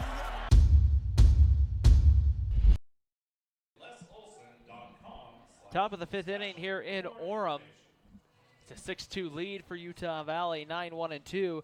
Kevin Jimenez, Joey Ortiz, and Nick Gonzalez coming up against Paxton Schultz. And here with the play-by-play, my partner in the booth, Jordan Bianucci. Jordan. Thanks very much, Ryan. Jimenez, a left-handed batter. The pitch to him, a fastball on the outside corner at 91 miles an hour, called for strike 1. Jimenez struck out looking back in the 2nd inning. He is 0 for 1. Schultz trying to keep this New Mexico State offense quiet. A swing and a chopper to third. Matson back into his right near the foul line. Now he plants his foot and throws low, and Hayes can't handle it at first. We'll see who the error is charged to. That's a play, though, that Hayes should make. And that's a throw that Matson needs to make a better throw, and he will be the one who is charged with an error. His 2nd error in this game. That's a long throw for the freshman, but it's a play you got to make. So now the leadoff man is on for the Aggies. Back to the top of the order, and Ortiz. That could be a very costly error with Ortiz hitting .435 coming into the game. The pitch to him, a swing and a liner past the diving Matson and down the left field line. That's going to carry him in that corner as Jimenez goes first to third. In there with a double is Ortiz. So the Aggies threatening right away. That ball was smashed. So now 2nd and 3rd, still nobody out, and you face Nick Gonzalez, who's hitting .448 coming into the game. We'll see Eric Matson here make a visit to the mound, but Jordan, this is what I mentioned earlier with New Mexico State and how well that offense can hit. I don't feel comfortable with really any lead up until the 9th inning right here, as they'll take this visit, because here you got to face one of the best, if not the best hitter in the WAC right now in Nick Gonzalez. And that's why that error to begin the inning is so harmful. You cannot give the best offense in the WAC and arguably one of the best in the nation free passes, free base runners. And it's just been a tough night for third basemen. We've seen both Mick Matson and Eric Mingus both have 2 errors. That's 4 of the 5 errors in the ball game right here coming into third base. And now, I mean, back in the 1st inning, I may have understood it a little bit more, but now that sun not a big factor as much. It's pretty much gone down over across the Utah Lake here. And I believe both of Matson's errors are throwing errors. Was the first one a throwing error back in the first inning? Either way, that last one certainly was. He made a nice play to come up with the ball, but behind third base, he threw low to Hayes, and Hayes is not a real experienced first baseman. He was unable to dig it out. So now, second and third, nobody out. We're ready to go. The pitch to Gonzalez is a changeup that misses high and tight, ball one. New Mexico State does not need a base hit to score a run here. The infield is back for the Wolverines. They lead 6-2. 1 ball, no strikes the count to Gonzalez. He reached on that Matson error back in the first inning. He eventually came around to score. Here's a ground ball to short. Howell has it, throws to first for the out, but the run comes in. That is Jimenez. It is 6-3. That ball was hit in front of Ortiz at second, so he has to stay put. So in that regard, it is beneficial for the Wolverines, but Gonzalez picks up RBI number 61 on the year. Here is Carranza. And this is where, Jordan, you have to say to yourself, what's more important there, the out or the run? A ground ball to third. Matson looks back the runner to second. Now he throws to first high, but Hayes reaches up and snares it easily, and there are 2 away. Well, that's a big out, getting Carranza on 1 pitch. And an unproductive out for Carranza, although it's not as important to get a runner to third base with 2 outs as it is with 1. Here is the right-handed hitting Tristan Peterson, a junior hitting .381 coming into the game. He flied out back in the first inning. It was a sacrifice fly, though. He got picked up an RBI. There is a strike, a fastball right there on the outside corner to Peterson. He's also struck out tonight.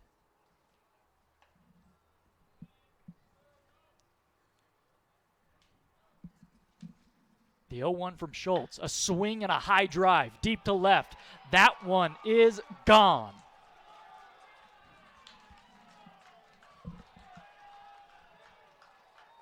Peterson hits his 15th homer of the season, and it's a 6-5 game. The Wolverines with just a 1-run lead. And that's a shot, Jordan, that hit the walkway, completely out of the ballpark. Probably went into the pond by the way it bounced a couple of times right here. And this is an opportunity for Paxton Schultz as a really big hitter in Ennis just to try to get out of it.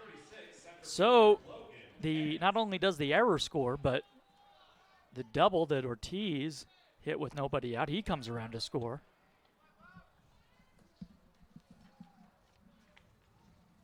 A ball misses to Ennis. It's 1-0. A left-handed hitter. The pitch to him. There's a fastball on the outside corner called for a strike. Ennis singled last inning. He eventually came around to score on a hopped single. He struck out back in the first to end the inning. He is 1 for 2. A fastball misses down and in, and it's 2-1 to him. Aldo Fernandez getting loose in the New Mexico State bullpen. Although Wyatt Kelly, who came in relief, has been tremendous. The ball misses outside. A breaking ball, and it's 3-1 now. Base is empty, 6-5 Wolverines. We're in the top of the 5th inning. 3 runs in for the Aggies. A curveball catches the outside corner, and the count runs full. Ennis takes a walk as somebody will begin to get loose for the Wolverines. A ball misses down low, ball 4. A 2-out walk issued by Schultz, and the tying run is aboard for New Mexico State. That brings up Mingus. It's Travis Parker starting to throw down in the Utah Valley bullpen. Schultz has thrown 80 pitches, and he'll head back into his stretch. Mingus laid down a sacrifice bunt last inning. He has also walked, so he does not have an official at bat tonight. Righty versus righty, the pitch to him. A fastball on the inside corner taken for strike 1.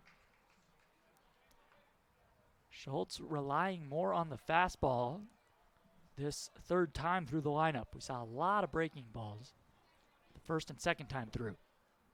Schultz holding on the runner at first. The 0-1, a fastball misses down low, and the count is even at 1 ball and 1 strike. Mingus came into the ballgame batting .387. 3 home runs, 30 runs batted in. Ennis at first base. He has stolen 5 bags this year. A man on, 2 out. Schultz comes home. The runner goes. A grounder foul down the third base line. A breaking ball from Schultz that Mingus was out in front of, and the count is 1-2. Ennis got a very good jump at first base there, and a base hit would have scored him and tied this game. 6 runs on 6 hits for the Wolverines. 5 runs on 6 hits for New Mexico State. 3 runs in this inning. And they're not done yet. The 1-2 pitch to Mingus. Here it comes. A swing and a little bloop into right field. They jammed Mingus, but he muscles it in there. Going first to third is Ennis. The throw is cut off, and there are runners on the corners here in the 5th inning for the Aggies. So now Hopt will come to bat. He singled in a run last inning. Wolverines led 6-2 in this game with the help of a 5-run third inning, but the Aggies got one back in the 4th, and 3 runs are in here in the 5th. The tying run just 90 feet away as Sims steps out in front of home plate to put on a variety of signs for the infield should Mingus take off from first base.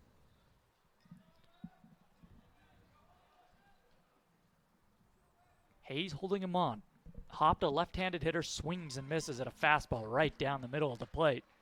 And it's 0-1, a challenge there from Schultz. 2 men on, 2 men out.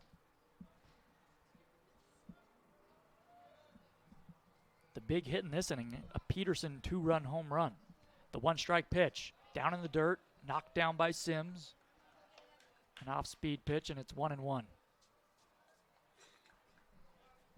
Schultz trying to will his way through this 5th inning.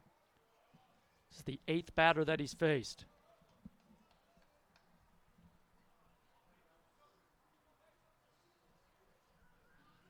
Hopt hitting .318 as a breaking ball again misses down and in. Looked like the slider. 2-1 the count. Nice stop by Sims again. That tying run at third base. Anything past him, he will score. Another left-handed hitter, Williams, is on deck. 2 balls and 1 strike to count. Schultz on top. Here it comes. A swing and a miss. A beautiful fastball on the outside corner, just below the knees. And the count's even at 2-2. That is almost an unhittable pitch at 92 miles an hour. Mingus, the runner at first. Ennis, the runner at third. The outfield deep and straight away for Utah Valley. The 2-2 pitch. Oh, a fastball just a little low. And the count is full, so the runner will take off from first base. That pitch looked pretty good, but it missed Sims' target. Sims wanted it on the outside. It was on the inside, and Bob Williams did not give Paxton Schultz the call. Now Schultz steps off again, wants to run through the signs. 6-5, Utah Valley clinging to a 1-run lead. 2 outs. The 3-2 pitch. There goes the runner. A swing and a miss. He struck him out. Another fastball on the outside corner. Hopt failed to catch up to it, but the damage in large part is done in that inning. 3 runs in for the Aggies. Utah Valley leads New Mexico State as we head to the last of the 5th inning. 6-5 our score. You only need to answer one question. Will you accept the challenge to become? No matter where you are in life. No matter your interests. From award-winning music to acting. To theater programs. There's a place for you. A place for you. A place for you at UVU. A place to engage. To rise. To succeed, To become.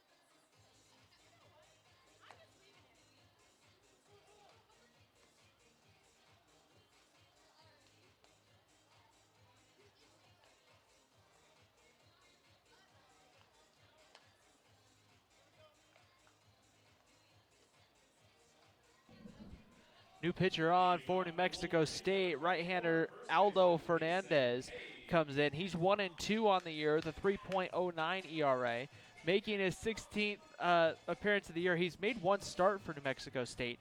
Gone 23 in the third innings, allowed 8 earned runs, 14 walks, and 22 strikeouts. Opponents hitting .241 off the right-hander, and he'll get Payson Hayes to start off the bottom of the 5th inning. Utah Valley, Jordan right back and hoping to score some runs here. Indeed, they lead 6-5 after leading 6-2, and Hayes swings through a first pitch. Looked like an off-speed pitch from Fernandez, 0-1. Hayes singled and scored a run in that big Wolverine third inning, or an inning in which they scored 5 runs. The 0-1 from Fernandez. That one swung on and lifted high into left field. Coming in to his right, Carranza settles under it, makes the one-handed grab, and Hayes is retired for the first out here in the 5th. Fernandez, 6 feet, 165 pounds, a junior out of Phoenix. He pitched on Tuesday in Albuquerque, facing UNM. Went 2/3 of an inning, did not give up a hit. So here's Matson with the bases empty and 1 down. The Wolverines, the bats have been pretty quiet since that 3rd inning. Couple of singles last inning, but they stranded the runners on base as a fastball at 91 miles an hour is poured in there. Strike 1. It's the first time we've seen the fastball from Fernandez tonight, and it's a good one. He winds and fires. The 1-strike fastball misses down and away, and it's 1-1 to Mick Matson, the freshman. Matson has had a tough night at third base. He's made a couple of fielding errors. At the plate, he had an RBI single back in the 3rd inning. He is 1 for 2. Righty versus righty. The pitch to Matson.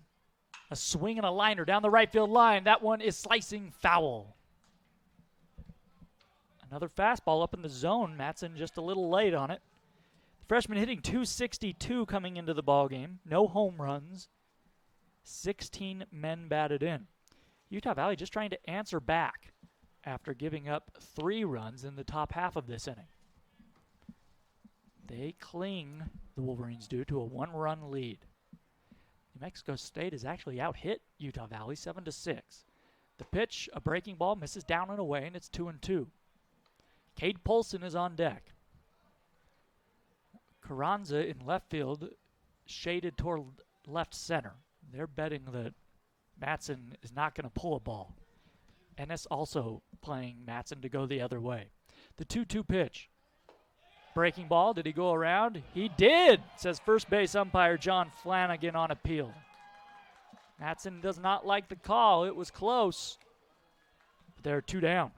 First strikeout for Fernandez.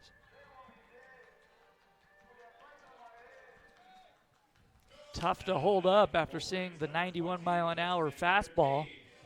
So here's Polson with the bases empty and 2 outs. Well, on the out-of-town scoreboard, Northern Colorado leading CSU Bakersfield 1-0. That game in the last of the 2nd. The pitch to Polson, a fastball that catches the outside corner.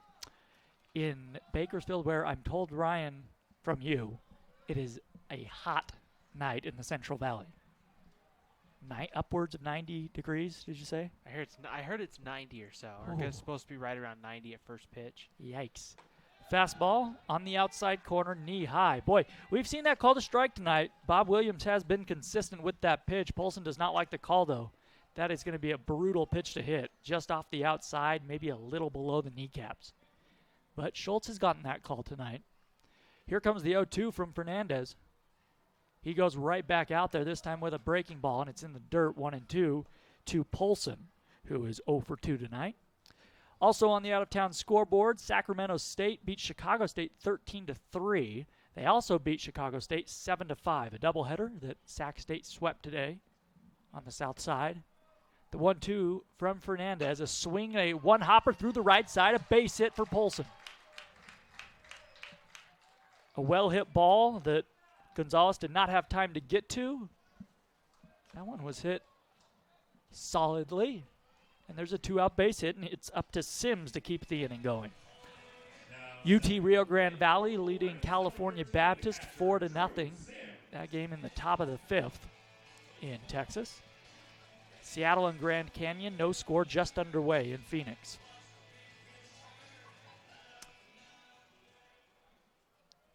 The Wolverines came into last night's game. They're tied for 5th in the conference. Now a ball in the dirt. Williams, it took him a minute to find it, but Polson did not get a good read. He stayed put at first base. 1 ball, no strikes the count to Sims. 6-5 the score. Utah Valley with a 1-run lead here in the last of the 5th. 1 man on, 2 men out. Sims is 0 for 2 tonight. The first time he has faced Fernandez. Fernandez into his stretch. The 1-0. Breaking ball misses down and in, and it's 2-0 to Sims. Should Sims reach, it would be Cody Hall. Now Fernandez steps off, takes a big, deep breath.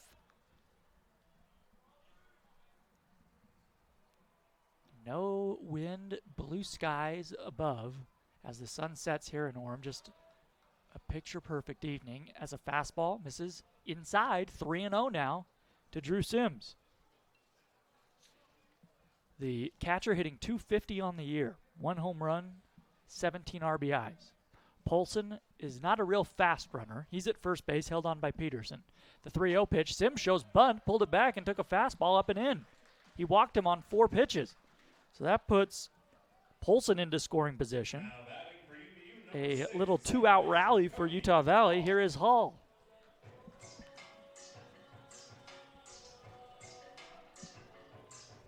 Hall walked and scored a run in the 3rd inning. He struck out in the 4th. Hitting .236 this season. He has struck out a lot. He has struck out 40 times. Now Fernandez steps off the back of the mound. He looks at Gonzalez at second base, who puts on a variety of signs.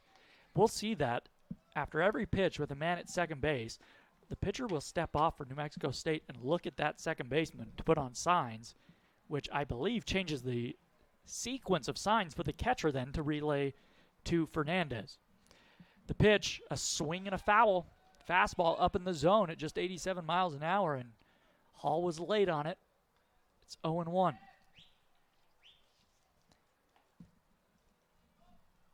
Sims at first, Polson at second. 2 outs in the 5th inning. Fernandez retired the first 2 men he faced in this inning, but then a single and a walk. Trying to get Hall to end the inning. The 1-strike pitch coming. Here it is. Down in the dirt. 1-1. A breaking ball that was not close.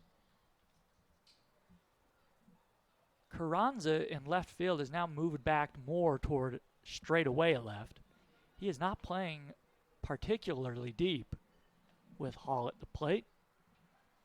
Hall does not have a home run this season.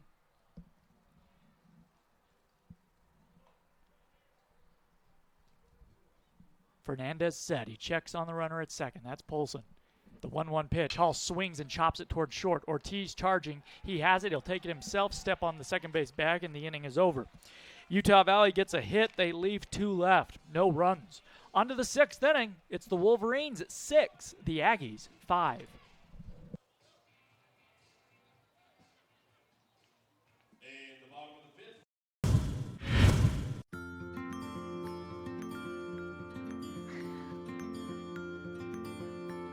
Looking to spend that birthday money, Tyler? I'm just not sure which one to get. Well, they are both pretty cool. But saving some of that money would be pretty cool too. Yep. When's the right age to teach your children how to save and spend money wisely? Right now, with the Be Money Smart program only at Utah Community Credit Union. Inspiring smart decisions. You only need to answer one question. Will you accept the challenge to become? It doesn't matter your situation in life. No matter your interest. Whether your first choice or second chance. There's a place for you. Place for you. Place for you at UVU. Place to engage, To rise. to succeed. To become.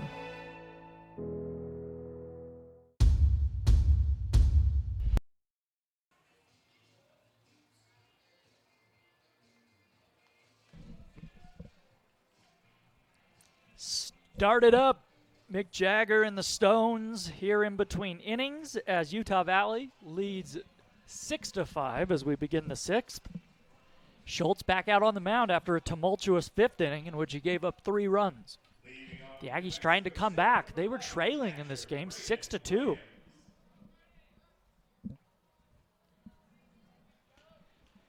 Bottom of the order, Williams, Jimenez, then back to the top, and Ortiz due up for New Mexico State. Looking for their 11th conference win this season. They are tied atop the standings. The pitch, a fastball misses high and away. 1 ball, no strikes. A fastball there from Schultz. Williams has bounced out twice. He's 0 for 2. In fact, he grounded into a double play back in the 4th inning. A play that Howell, the shortstop, he ranged up the middle and then glove tossed right to Hall, who turned it. It was an absolutely beautiful defensive play by the senior shortstop. Ball misses down low. 1-1 the count. Williams, the catcher, hitting .284 coming into the game. The 1-1, a swing and a foul tip at home plate. An off-speed pitch down in the zone, and it's 1-2. Schultz has thrown 93 pitches. Working from the windup with the bases empty as a right-hander continues to get loose for Utah Valley in the bullpen. The 1-2 pitch, Williams swings and fouls it to the backstop. A 93-mile-an-hour fastball, knee-high.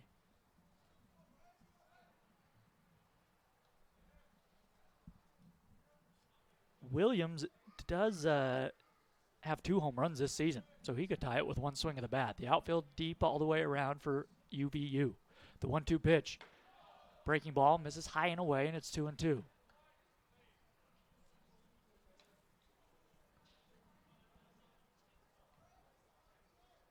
Base is empty, nobody out, 6-5, Utah Valley leading. Schultz trying to retire the leadoff man. Curveball missed outside, full count. Schultz does not want to walk the leadoff man. That's the tying run. 3-2 with Jimenez, a left-hander, on deck. The pitch, fastball swung on and fouled off to the left. A good pitch, a good challenge at 90 miles an hour.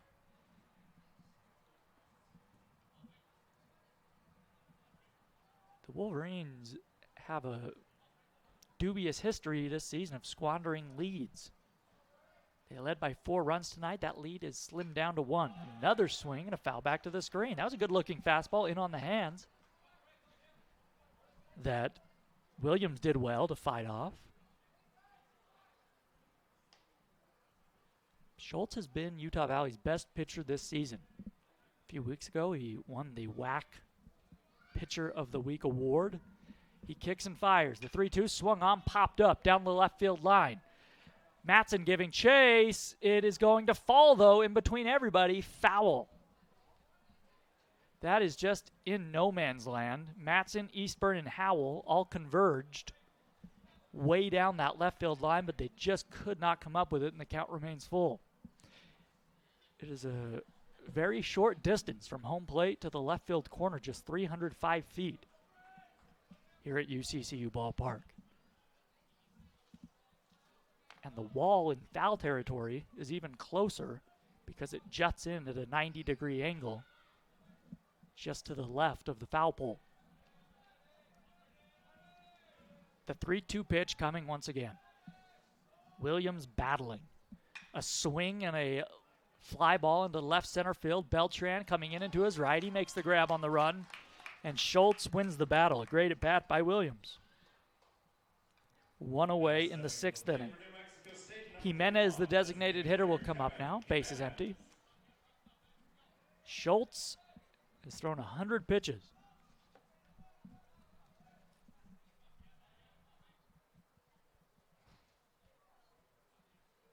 Travis Parker continuing to get loose in the bullpen. A fastball just misses low.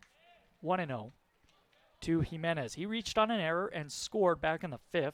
He also struck out looking in the 2nd inning. He's 0 for 2. Fastball misses outside. 2-0 to him. Jimenez hitting .276 on the year in 29 at-bats coming into the game. This is a guy you got to go after if you're Schultz, because Joey Ortiz on the top of the order is on deck. There's a fastball on the outside corner taken for a strike, and it's 2-1. Joey Ortiz, on the other hand, was hitting .435 coming into the game. And it only gets more challenging from there. The 2-1 from Schultz. A fastball swung on and lifted into left field. Going to his right is Eastburn. He dives! He makes the grab!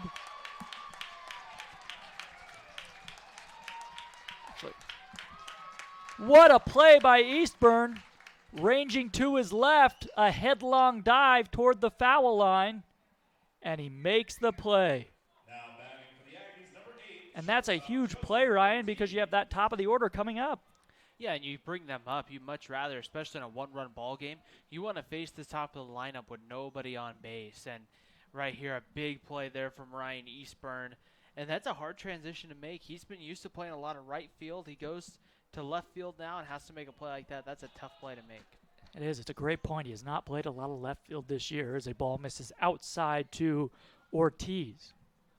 So while the Wolverines have had 2 errors tonight, they've also made a couple stellar defensive plays. There's a swing and a drive deep to left center field. Beltran going back the deepest part of the yard. He reaches up and makes a grab. Just shy of where the 427 marker would be, out there near the Adidas sign, and the inning is over. So with the help of his defense and this ballpark, Schultz pitches a very nice 6th inning. The Aggies go down in order. We head to the last of the 6th. It's Utah Valley 6, the Aggies 5.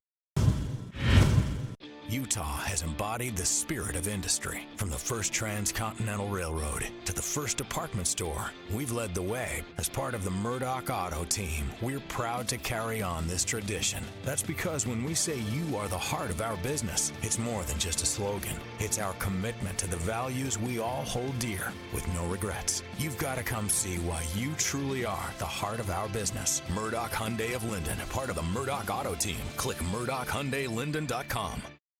I decided to go to college to further my education and define my purpose in the world and be a part of something much bigger than myself. I wanted to set up the best possible future for myself, both academically and athletically. I try to learn from everyone, whether that be professors, my teammates, or other student athletes. I try to see everyone as an opportunity to learn. Everyone has a story to tell, and I think there's a moral and something you can learn from it.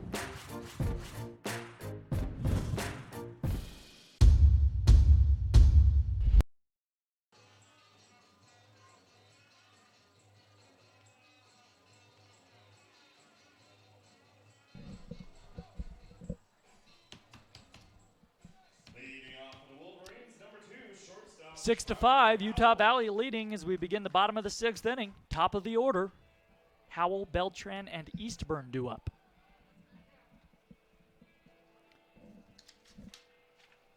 Aldo Fernandez back out in his 2nd inning of relief.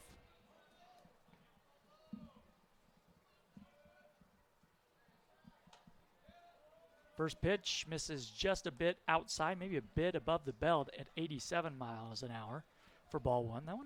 That's pretty close. That's a pretty good pitch from Fernandez. Howell has reached base twice tonight.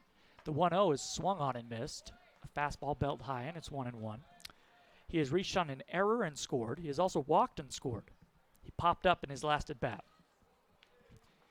Howell's bat has finally come alive here in the second half of the season, maybe the last third of the season, I should say. The 1-1 pitch to him, a swing and a foul back, and it's 1-2. Howell, to give you an idea, in conference play, he's hitting .351. Overall, he's hitting just .250. If my math holds up, Ryan, that's good for a 101-point difference. Unfortunately, in between innings, our trivia contestant did not have the stellar math skills that I have. That one's hit deep to left. Going back is Carranza on the edge of the track. He makes the grab. I thought that ball was hit much better off the bat. Just one away, though. You made an excellent point in between innings, Ryan. Here's our trivia question for the night. How many outs, now you're pulling out the calculator. How many, I don't know if that's fair. How many outs are there in a ball game, in a baseball game? You know, I don't have to worry about school, Jordan, for another about 9 days. You ask me that in the Sacramento State series when I've, 3 weeks into school again, then I'll have an answer for you. Beltran Beltran takes outside for ball one, a fastball missing from Fernandez. 1-0. Well, the young man in between innings, he's got all the pressure on him. He's trying to think quick. He came up with there are 12 outs in a baseball game. There's a line drive base hit into left field. That is the third hit of the night for Beltran. All three coming into left, two of which were scorched like that one. A one-out knock for Beltran, and here is Eastburn. The young man in between innings who will remain nameless. He was quick on the draw. He said 12 outs. Unfortunately, no, that is not the case. But as Ryan, I said, well, Ryan, I'm pretty smart. I bet I could get this answer. Of course, it's 27 outs. And Ryan chuckled at himself, or chuckled at me rather, and said, "You're wrong too." And I guess you're right. It's semantics, really, and the questioning. That's the problem. It's not me or the young man in the stand. Well, he's wrong either way, I guess. 12 outs as Eastburn takes a strike, 0-1. A man on, 1 out here in the Wolverines' 6th inning. They lead 6-5. Now, I will say, to the young man's credit, when I was, first starting to play baseball, we wouldn't play really like a 6-inning game. We'd get to 4. So I'll give him that. Because oftentimes in Oregon growing up, we didn't have lights on the field. And so if the game went late or something, we had to call it because you couldn't see. And swing and a miss here from Eastburn. It's 0-2. And so there were just times like that, Jordan. So who knows? You're saying maybe he's thinking Sandlot ball. We play 4. I'm just saying, depending on the interpretation of the question, you could get different. I came up with 54. That's right. The 0-2 pitch is swung on and missed. It gets by Williams, though, to the backstop. They're going with a man at first, of course. Eastburn cannot take first, but Beltran takes second on the wild pitch, and there are 2 down. Boy, I think we would make excellent attorneys, Ryan. We would just pick the witness apart on the stand. The second strikeout for Fernandez in as many innings of work. So here's Marco, a man in scoring position for the Wolverines. Depending on how you phrase it, there could be 27, there could be 54 outs in a game. I mean, if you had a rain delay game, it could be, much. I don't think that would change it. I don't think. Well, if you're saying a rain shortened game. Yep. Oh. Extra inning game, you could have more than 54 outs. Fair point. I mean, I'm just saying, It was a misleading question, an imprecise question. Here is Marco. He takes a breaking ball down low for ball 1. Just saying, you could come up with multiple answers there. And let's just say everybody's right and call it good. I'm not going to settle on that. Let's just say that question is problematic. I hear that word a lot thrown around. I hear it a lot in emails where they'll write, Dear UVU broadcaster. I found your broadcast to be problematic this evening. Of course, then I have to delve into that usually. Usually it's the next sentence begins with your partner Ryan Pickens. 1 ball, no strikes, the count to Eastburn. A man in scoring position. I say Eastburn, he's at second as Marco swings and misses. It is 1-2. If you have any, is it 1-1? That's why these broadcasts are problematic. I'm getting the count wrong. 1 ball, 1 strike, the count to Marco. He had a sacrifice fly back in the 3rd inning. Part of that 5-run Wolverine 3rd. 6-5, the Wolverines lead here. The pitch. A breaking ball in on the inside corner, taken for strike 2. Now it's 1-2. Marco hitting .333 on the year, 6 home runs. He leads the team in that category. 29 men batted home. Utah Valley trying to extend this 1-run lead. Fernandez pitching in his 2nd inning of relief. The 3rd pitcher tonight for New Mexico State. Fernandez peers in for a long time. Now Marco gets tired of waiting. He takes time. There is a right-hander getting loose in that bullpen for New Mexico State. And I think it might be number 38, Alex Reyes. Fernandez has allowed 3 base runners in his inning and 2/3. Here he is, set at the belt. The 1-2 pitch. Marco check swing and fouls it back to the screen. A 90-mile-an-hour fastball up and in. And Marco thought better of swinging, but not before it caromed off his bat. He asks home plate umpire Bob Williams if that was a strike at the top of the zone, and I think Williams nodded, saying yes, it was.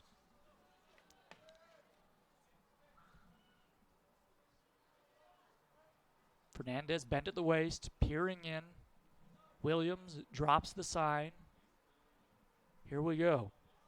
Beltran at second with 2 outs in the inning. The pitch, Marco takes a fastball, called for strike 3 on the outside corner. The third strikeout for Fernandez, and the inning is over. Utah Valley gets a base runner off a single, but they leave him stranded, no runs. On to the 7th inning.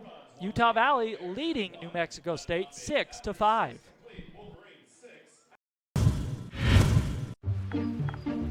Oh, hey, you got one of those insurance apps too? You know how this thing works? No, sorry. Not an app, it's my agent. In this moment, No, I'm fine, thanks. it's good to know you have a trusted, independent auto owner's insurance agent who's there when you need them. Great. Man, I gotta get one of those. Auto Owners Insurance, the no problem people. Neil Dastrup Insurance, your local independent auto owners insurance agency, supports UVU athletics. You only need to answer one question. Will you accept the challenge to become? No matter where you are in life, no matter your interests, From award-winning business and STEM to performing arts programs, there's a place for you. A place for you. A place for you at UVU. A place to engage, to rise, To succeed. to become.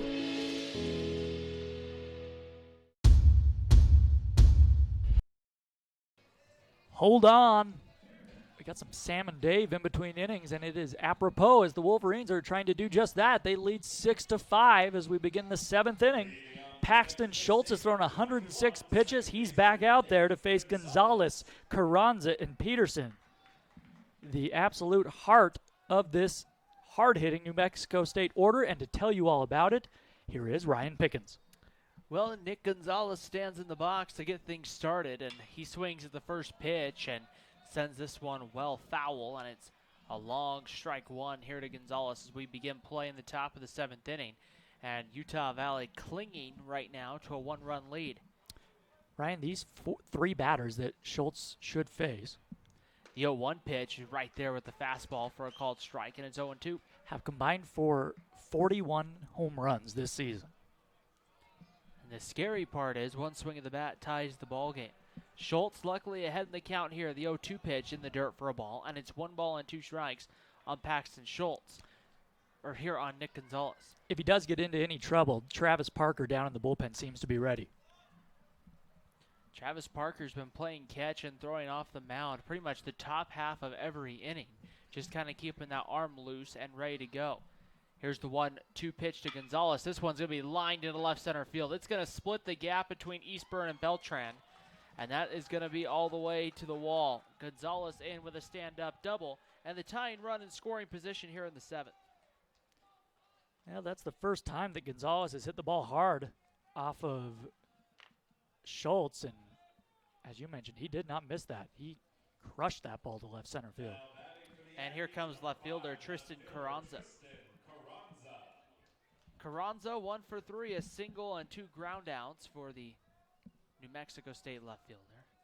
Comes in with 15 home runs and 50 runs batted in on the year. Paxton Schultz already put into the stretch here in the 7th, and there's a curveball that gets in there for a called strike, and it's 0-1. It's been a little bit of everything in this ball game. We've seen some offense, we've seen some nice defensive plays, some big-time strikeouts on both sides right here. And if you're Utah Valley right now, you're in a great position to try to see here you're 9 outs away from potentially stealing one against one of the top teams in the conference. No balls and a strike, the pitch on its way. This one in on the corner for a called strike on the knees, and it's 0-2. There's still plenty of baseball, though, to be played here in this one. Utah Valley still 9 outs away right here as they'll stand in. No balls and 2 strikes, the count here on Carranza. Running out at second base is Nick Gonzalez. Started the inning off with a double to left center field. And the 0-2 pitch blocked in the dirt for a ball. And it's 1 ball and 2 strikes the count here on Tristan Carranza. The last thing you want to do here is allow a runner to move up via a wild pitch or a pass ball. Yeah, and that's the same 0-2 pitch that Schultz threw to Gonzalez. And then he left one up in the zone that Gonzalez hammered into left center. So let's see what Schultz comes with here. 1 ball and 2 strikes the count. Schultz working here from the stretch. Ready to go. And now time called right here. Carranza with 1 foot in the box, 1 foot out of the box. Looking to get loose right here.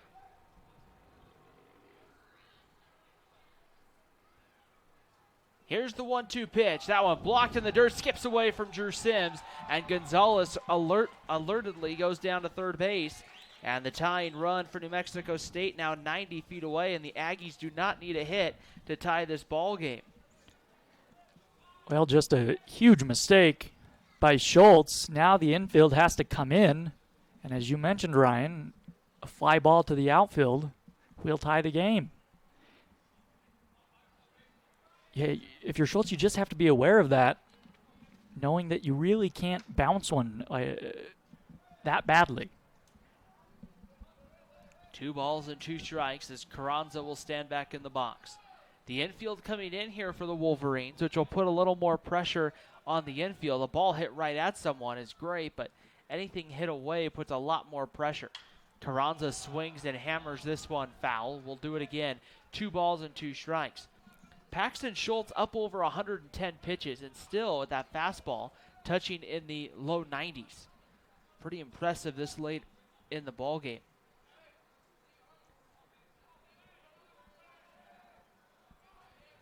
I don't know really how many more pitches Paxton Schultz has in him.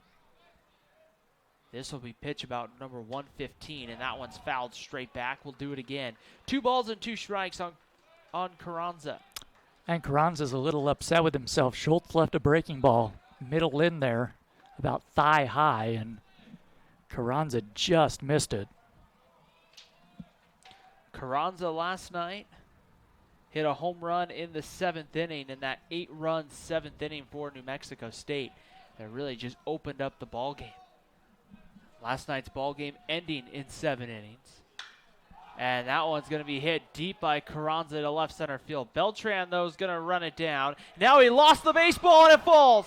Carranza's going to round second. He's going to dig for third. Here comes the relay throw. Diving head first into third is Tristan Carranza, and we're tied at 6.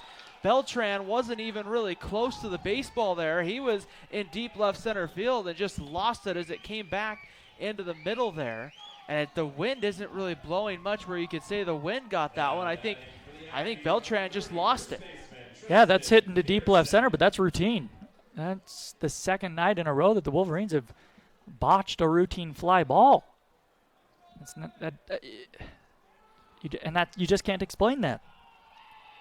It will be ruled a triple for Carranza. Eric Madsen out of the Utah Valley dugout, and I think this might be the end of the line for Paxton Schultz right here. The ball game is now tied at 6. Well, wait, he hasn't made the move yet.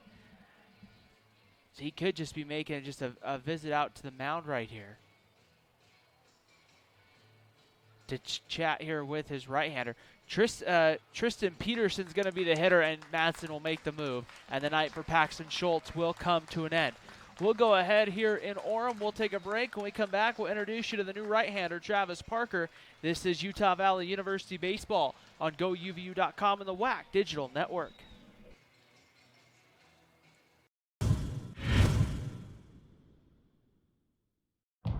Label me. You know you want to. Don't be shy. You do it behind my back. So say it to my face. You don't know me. You know what I am? I'm a pitcher. I'm a striker. I'm a point guard. I'm a linebacker. I'm a setter. Shortstop. High jumper. Wrestler. Defender. Goalie. Student. Student athletes. That's who we are. Thinking of buying a home?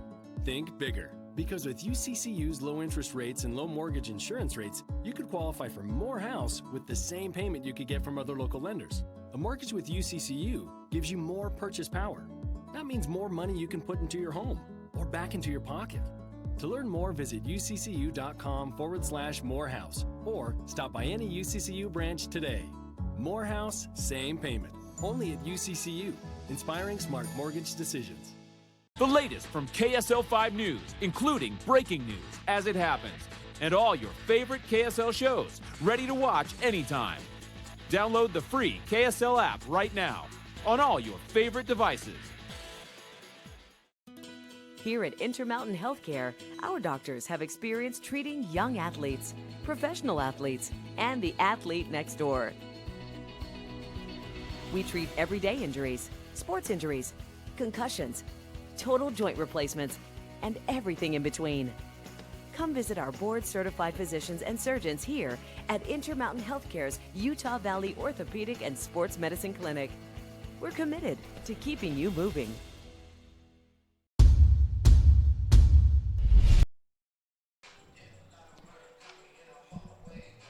So a new pitcher will come into the game for Utah Valley. It'll be Travis Parker after an unusual beginning to this inning. Gonzalez doubled, that's normal enough, but then Carranza hit a high fly ball deep into left center field. Beltran, normally so sure out there, he seemed to just lose it. And you have to assume he lost it in the lights. His night has fallen. It was ruled a triple, but an unfortunate break for Utah Valley. It would have tied the game either way. If he had caught it, it would have been a sacrifice fly, but instead, Carranza, the go-ahead run, is standing at third base. So Schultz leaves, giving up 6 runs, only 2 of which were earned. The new pitcher is the right-hander Travis Parker. This will be Parker's 4th conference appearance, but overall this season, Parker has pitched 14 times. He has thrown 21 2/3 innings. He has walked 19 and struck out 13. Opponents are hitting .279 off him. He does have an ERA of 7.48, but he's pitching better as of late. So here he is facing Peterson. So once again, Utah Valley will bring the infield in. Tristan Peterson going deep in his last at-bat for New Mexico State. Back in that 3-run 5th inning for the Aggies, and the first pitch on its way. There's a fastball right on the outside corner for a called strike, and it's 0-1 here on Tristan Peterson. That was home run number 15, and RBIs number 60 and 61, and that 2-run shot back in the 5th. No balls and a strike on Peterson. Travis Parker looking to get the first out of the inning. And there's a ground ball over to third. Madsen will check the runner and hold him at third and throws out Peterson over at first for a big first out of the inning. Really a strikeout situation for Travis Parker, or getting a ground ball hit right at somebody. That was the key right there. And with one out, now you might be able to breathe a little bit easier now that you're out of the heart of the order, but it doesn't get any easier here with Logan Ennis, the center fielder. Ennis has walked, struck out, and singled, and scored a run on the night for the Aggies. Travis Parker, the right-hander, ready to go, working here from the stretch. And the pitch on its way, bunt shown. They bunt it down the first baseline. Parker's going to have to flip it home quickly. They get the toss to Carranza in time. They got him at the plate. A similar situation to the extra inning ball game on Sunday. And this time Utah Valley able to get the out at the plate. And there's 2 outs and a runner out on at first. What a play by Travis Parker. That was a really excellent bunt, actually, from Ennis. The suicide, not the suicide, but the squeeze on. And Parker had to be perfect, charging that ball, making an underhand toss to Sims, and he was. Here's third baseman Eric Mingus now. Mingus has a base hit, a ground out, and a walk on the night here for New Mexico State. The big thing is that erases the runner in scoring position. However, Ennis at first with great speed. The first pitch, Mingus swings and misses at a 92-mile-an-hour heater from the right-hander Travis Parker. It's a tremendous pitch from Parker because it's tailing away from that right-handed hitter at 93. That's practically unhittable. Infield back here for the Wolverines with 2 gone. Parker takes a look over his shoulder at Ennis at first base, who's inching a little bit closer. He's taken off. That pitch outside. Sims from his knees almost hits Travis Parker. That one came back, and Parker had to really duck quickly out of the way, and that one still almost curved right into the path of Travis Parker's head area there, and that one there going to be a stolen base for Ennis. That could have been a very dangerous situation there for the Wolverines. And when I mean that, I mean injury-wise. That would not have been a pretty play. And with 2 outs, now Ennis in scoring position after the stolen base. 1 ball and 1 strike to count on Mingus. And the pitch, that one missing low and outside. That one coming in at 94 miles an hour. It's 2 balls and a strike. Yeah, Sims threw that ball from his knees off balance as he was trying to backhand the pitch. And it was just not a good throw, obviously. Very low to where it went past Parker on the left side of the mound. I mean, Sims threw it from behind the right or left-handed hitting batter's box and threw it to the left of the mound. That could have been disastrous. It was like Sims was trying to throw a curveball there. The 2-1 pitch there, there's a fastball right on the corner for a strike, and it's 2 balls and 2 strikes. And we've seen Drew Sims make throws from his knees throughout his Utah Valley career and make some good ones right on the money. Ennis, though, had a really good jump there from first base. But Travis Parker, a chance to get out of the 7th inning with very limited damage done. Tied at 6 here in the top of the 7th with 2 gone. Ennis, the runner at second with good speed. A base hit may give New Mexico State the lead. Travis Parker checks the runner, just bouncing around out there at second base. Time called, and stepping out here of the box will be Mingus. Looking ahead for Utah Valley to the bottom half of the inning, it will be Payson Hayes, Mick Madsen, and Cade Polson. Each one of those hitters for Utah Valley has a base hit on the night. Well, if you're Parker, you have to bear down and focus on the hitter here. You can't worry about that runner. He will score on a base hit, so you just got to focus in on Mingus. From the stretch, Parker takes a look at the runner, comes home the pitch. Mingus sends it foul, and we'll do it again. 2 balls and 2 strikes. That's tremendous plate coverage by Mingus. That's 93 thigh high just off the outside corner. That's really difficult to get a piece of the bat on, and he did it. 2 balls and 2 strikes. Mingus back in the box. From the stretch, Travis Parker. We'll see if he goes to the fastball here. And the 2-2 pitch on its way inside with a curveball, and it hit Mingus. You lost him with 2 strikes, and the inning will continue as it will be Noah Hopp coming to the plate. Well, if that's not the first, it's one of the first curveballs we've seen Parker throw tonight, and he's been so good with the fastball. Just did not have the feel for the curveball there, and it's unfortunate. You see a guy who's having a little trouble catching up to that fastball. You're ahead in the count. You'd like to see him throw it again, but now we're going to have a left-handed hitter. The umpire, Bob Williams, pointed to him as if he's a pinch hitter, but it is hopped. Hop ready to go here from the right side. Runners on at first and second with 2 outs. Hop with 2 strikeouts and an RBI base hit.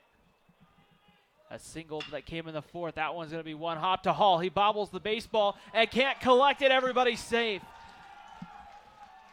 The bases are now loaded for New Mexico State with 2 outs here in the top of the 7th. And that's going to be an E4, the 3rd Wolverine error of the ball game. And Utah Valley keeping the inning alive here for New Mexico State. It was a hard hit ball and a very tough short hop for Hall, but he did the tough part. He knocked it down. It was sitting there on the dirt. All he had to do was pick it up and toss it, and he just couldn't quite pick it up. Bases loaded for Braden Williams, who's 0 for 3 tonight. Had a pair of hits in last night's ball game, a single and a double. On the year, Williams hitting .271, 19 hits and 70 at-bats. And the pitch on its way, Williams swings and misses for strike 1. Utah Valley with a pair of arms going in their bullpen. That's Romeo Carreo and Jesse Schmidt. This one could come down to whichever bullpen pitches better down the stretch. A big situation here for Travis Parker. Bases full. And good speed on the base paths. No balls and a strike. The pitch on its way right there on the corner for a called strike, and it's 0-2 on Williams. Logan Ennis at third, Eric Mingus at second, Noah Hop over at first. 0-2 with a man at third. You wonder if Sims will be hesitant to call the curveball or if Parker will be hesitant to throw it here in this situation after hitting Mingus with it. I don't know if I don't go back to the 0-1 pitch, that right on the corner there, and challenge Williams. The 0-2 pitch. There's a slider called. Strike 3. Got him. And New Mexico State strands the bases loaded, and we head to the bottom of the 7th, tied at 6 here in Orem. Hayes, Madsen, and Polson due up after the break on the WAC Digital Network. 7 for the Aggies, 1 run on 2 hits, 1 error, and 3 left on base.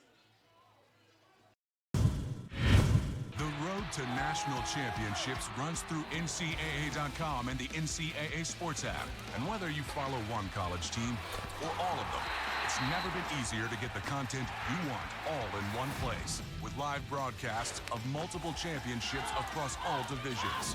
With exclusive access. Ready to go? South front. And highlights for every single championship. Stay in the game all season long with NCAA.com and the NCAA Sports app. 6-6 the score, last of the 7th inning. New pitcher on for New Mexico State. It is the right-hander, Alex Reyes. This will be Reyes' 8th appearance. He's thrown 6 innings this season. Struck out 7, walked 5. Opponents are hitting .433 off him. So Reyes has not had a ton of outings. His last outing was on Tuesday night. He went a third of an inning in Albuquerque against the Lobos.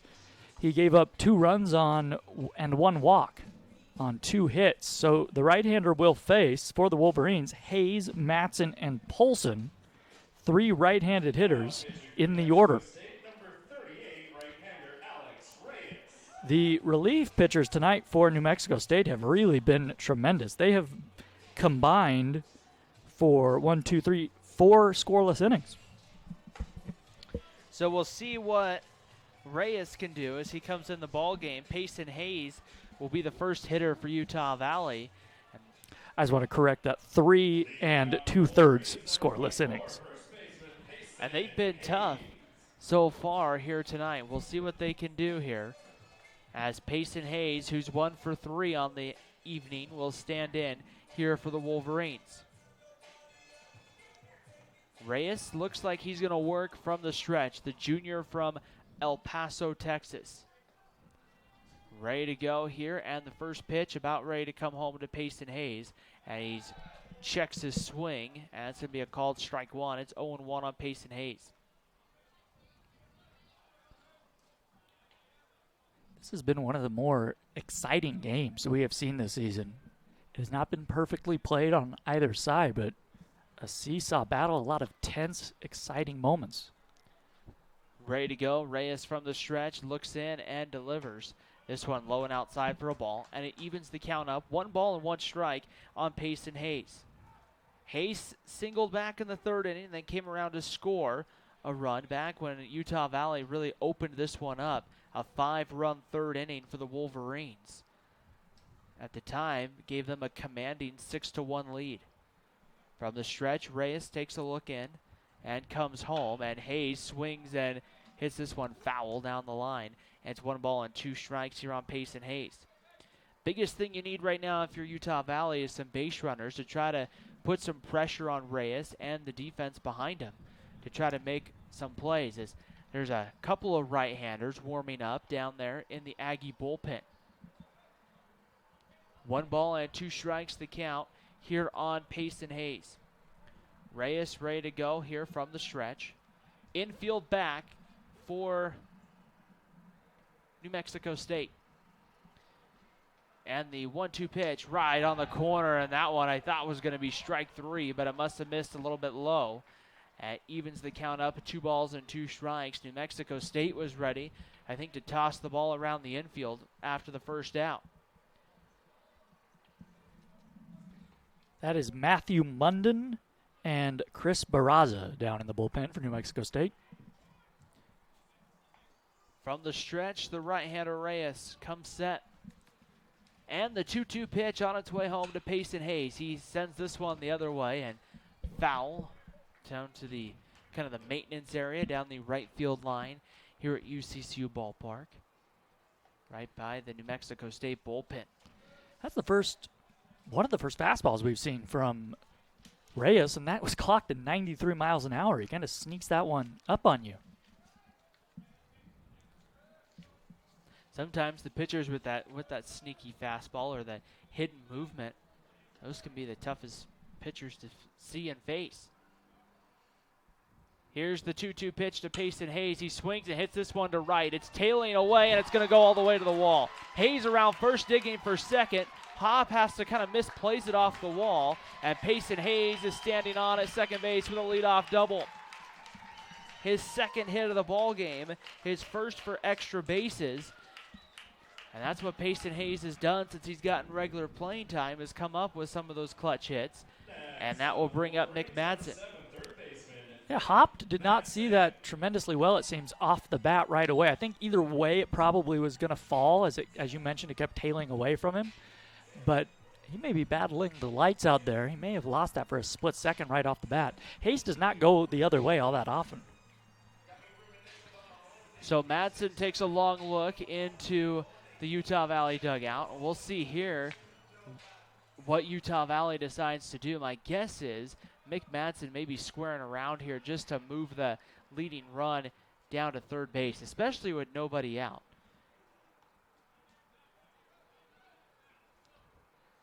Madsen getting ready to go in the box for Utah Valley. The freshman infielder from American Fork.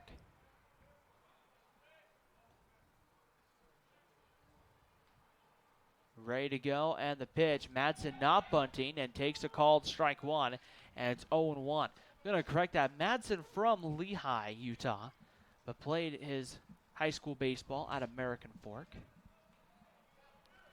It's interesting, that third baseman with Madsen not squaring around there. He's about even with the bag at third. That's Mingus, and was not charging. No balls and a strike. Reyes taking a long look out at Payson Hayes. That one blocked in the dirt by Braden Williams. And keeps that one in front of him there. It evens the count up at 1-1. Payson Hayes not a big threat when it comes to running the bases. It's going to have to be a pretty apparent pass ball or wild pitch for Hayes to try to move up 90 feet. Unless he gets a really good read. 1 ball, 1 strike to count. Reyes ready to go. And the 1-1 pitch on its way. Madsen lines this one, a blooper into center field. Hayes will get the stop sign from third base coach Dave Carter. Madsen takes a deep turnaround first. Runners on the corners, nobody out here in the 7th. It's a great piece of hitting by Madsen. Not doing too much, just making contact and sending it into right center. The second hit of the night for Mick Madsen, and that will bring up Cade Polson. Polson 1 for 3, a late entry into the starting lineup tonight. But Polson in his last at bat going the other way to right field with his base hit. And Ryan, this is again shows you what confidence New Mexico State has in their hitters. The middle infield is playing back for the double play ball with nobody out. They would give the lead for the Wolverines this late in the game. For Utah Valley, this is where you would like another big 4 or 5 run inning. That ball, pitch in the dirt, blocked there by Williams for ball 1. 1 ball and no strikes. This is similar to what Utah Valley started back in the 3rd inning, except they're getting hits instead of walks and being hit by the pitch. There's a couple of well-timed base hits that really helped to keep that inning going. Yeah, with the infield bag, that makes things much easier for Polson. A fly ball or a ground ball probably scores a run and gives your team the lead. 1 ball and no strikes to count here on Cade Polson. And the pitch on its way. This one blocked in the dirt for a ball. And it's 2 balls and no strikes on Cade Polson. Runners on the corners, nobody out. Bottom of the 7th inning, we're tied at 6 here in Orem at the UCCU Ballpark. New Mexico State right now sitting about a half game back Sacramento State for first place in the WAC with a big series with the Hornets looming. 2 balls and no strikes to count. Ready to go here, and the pitch on its way. Fastball called strike 1 on the outside corner. And it's 2-1. That may have been more of a changeup from Reyes.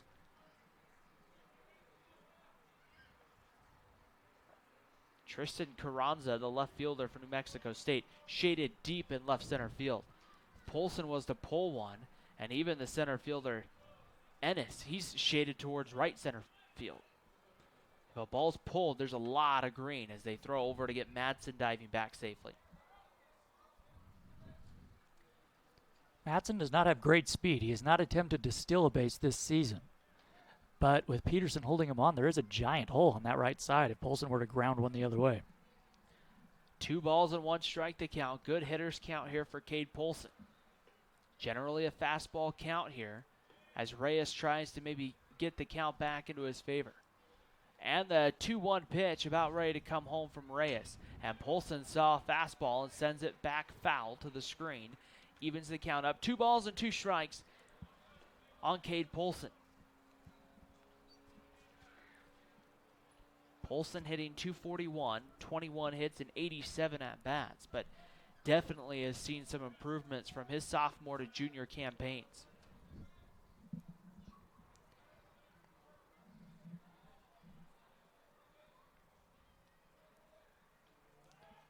Here's the 2-2 pitch, about ready to come home. Reyes taking his time, comes in. Polson chases one out of the zone for strike 3, and there's 1 gone here in the 7th. And that will bring up Drew Sims. It's a nice pitch by Reyes and a lot of faith in Williams, his catcher, throwing one in the dirt there with the man at third base. And a great stop by Williams. So Drew Sims comes to the plate. He's 0 for 2 tonight with a walk. And a big situation here. Still, the Wolverines don't need a hit to get the run home. A fly ball deep enough to the outfield can do the job here. Now the infield can comfortably play for that double play ball, which would end the inning. And it will have to be a fly ball deep enough to score Payson Hayes. First pitch in there for a called strike, and it's 0-1 on Drew Sims. Medium deep would be deep enough to some parts of the ballpark, but if you could get Sims to at least get one maybe closer to the warning track here, it'd probably be a little more comfortable if you're Utah Valley. No balls and a strike to count on Drew Sims. And of course, you'll take it just a good old-fashioned base hit. That one blocked in the dirt. Mick Matson's going to take off for second. And right there, a big 90 feet right there, taking away the double play as Matson able to get down to second base. Yeah, great awareness there by Matson. You know, give Williams credit, though. These balls that he's blocking, these are 93, 92 mile an hour fastballs in the dirt out in front. And now we're going to have a visit to the mound from Anthony Claggett, the pitching coach for New Mexico State. And so we'll see here. 1 ball and 1 strike will be the count as the pitching coach comes out to have a quick visit here.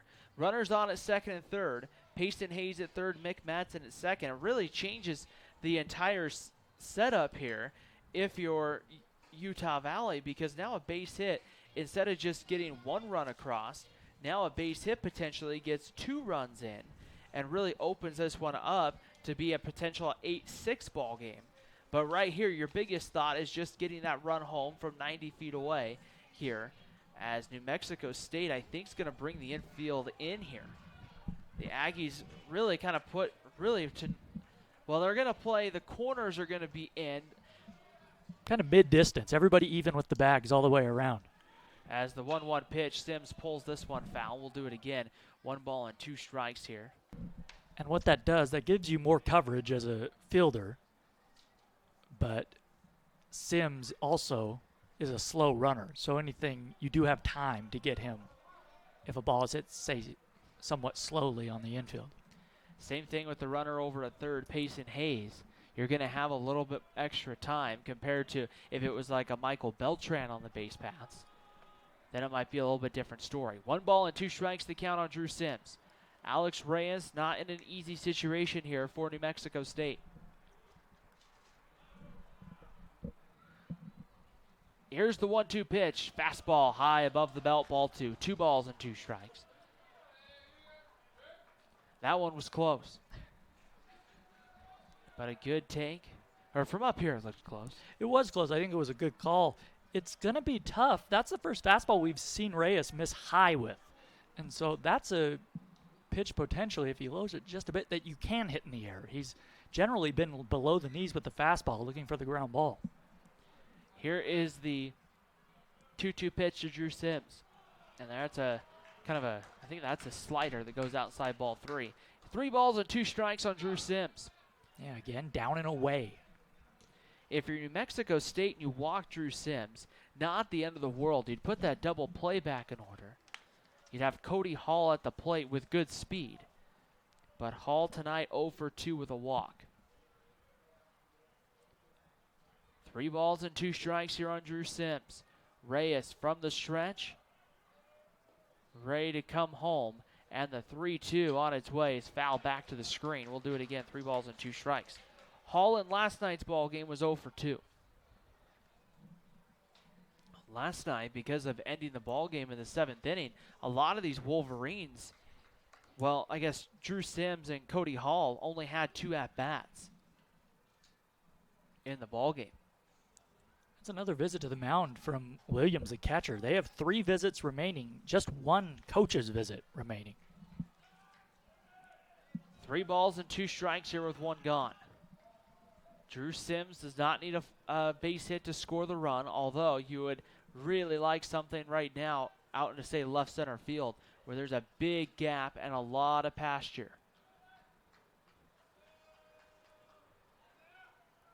Here's the 3-2 pitch on its way. Ball 4. That one blocked in the dirt, and Drew Sims is aboard. And Utah Valley's loaded the bases here in the bottom of the 7th. And as you mentioned, Ryan, not a terrible move from Reyes. Again, in the dirt. Boy, Williams doing a great job behind home plate, keeping that ball in front of him. But you bring up Hall, who has not been a real consistent hitter for the Wolverines this year, hitting just .235.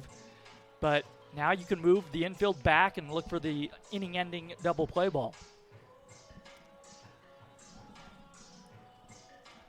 So with 1 gone, bases full for Utah Valley. Payson Hayes at third, Mick Matson out at second, and Drew Sims over at first. Cody Hall stands in the box. Pretty much about the only result you wouldn't be willing to take here is the double play. The first pitch misses low and in the dirt for ball 1. 1 ball and no strikes. They count on Reyes. We talked about Reyes has only gone a little over 6 innings for this New Mexico State club this year. Has a high ERA. 1 ball and no strikes to count. I think that was a train from the train tracks on the other side of the freeway.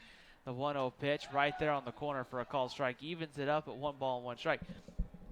I don't hear a lot of trains here at the ballpark. But it got really quiet, and I was like, wow, what is that? And I'm like, oh, that's the train. 1 ball and 1 strike to count. Have you heard a lot of trains here? I haven't. Okay, because I'm going. Just wanted to make sure. They're listening to the game. Bases loaded, tie game. They want some action. Let's go. 1 ball, 1 strike to count. Hall swings through it, and it's 1 ball and 2 strikes to count on the Utah Valley second baseman. Trying to work through Alex Reyes for New Mexico State in a little bit of a jam here in a tie ball game. Utah Valley's bullpen is quiet. Travis Parker looks like he'll be called upon to at least start the 8th inning. New Mexico State sends up 9, 1, and 2. Jimenez, Ortiz, and Gonzalez. Here's the 1-2 pitch, about ready to come home to Cody Hall. And the pitch, swung out and missed, strike 3, and Reyes gets the strikeout that he needed. And now you're going to bring Trevor Howell to the plate with an opportunity here. Now if you're Utah Valley, you need a base hit. The Wolverines tonight have left 7 base runners on base. They've had some opportunities with runners even getting as far as third base multiple times, and they just haven't been able to get that clutch hit. Man, Payson Hayes has been over there for a long time. He led off this inning with a double, then Matson promptly singled. So the Wolverines have had chances here, and as you said, now they'll need a defensive mistake or a hit. The hot-hitting Trevor Howell stands in the first pitch, and Howell grounds this one to second. Up with it is Gonzalez. His throw goes in the dirt and gets past the first baseman, Peterson.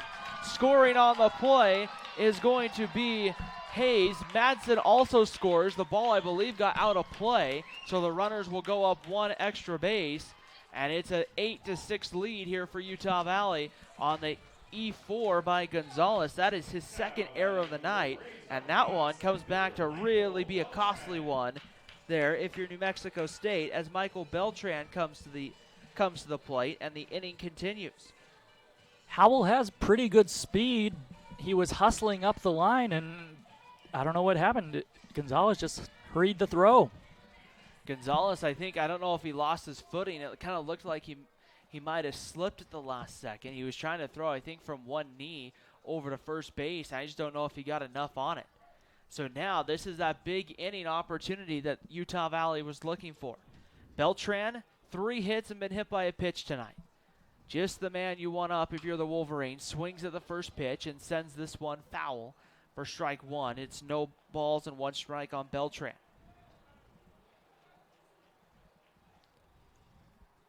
The 4th error of the night against New Mexico State. Yeah, and that's, you mentioned he was on one knee, and I think that was more of just a precaution to make sure he scooped that ball up. That was a routine play.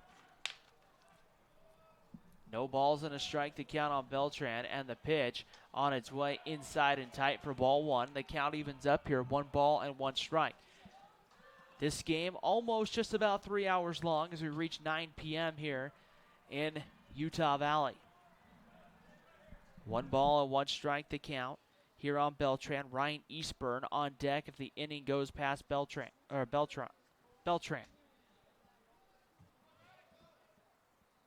Ready to go here with the 1-1 pitch, the wind and the delivery. That one's a fastball high, and Beltran takes. It's 2 balls and a strike. Reyes here kind of having to labor through that. There, a little more deliberate here to Beltran, following the error by Nick Gonzalez.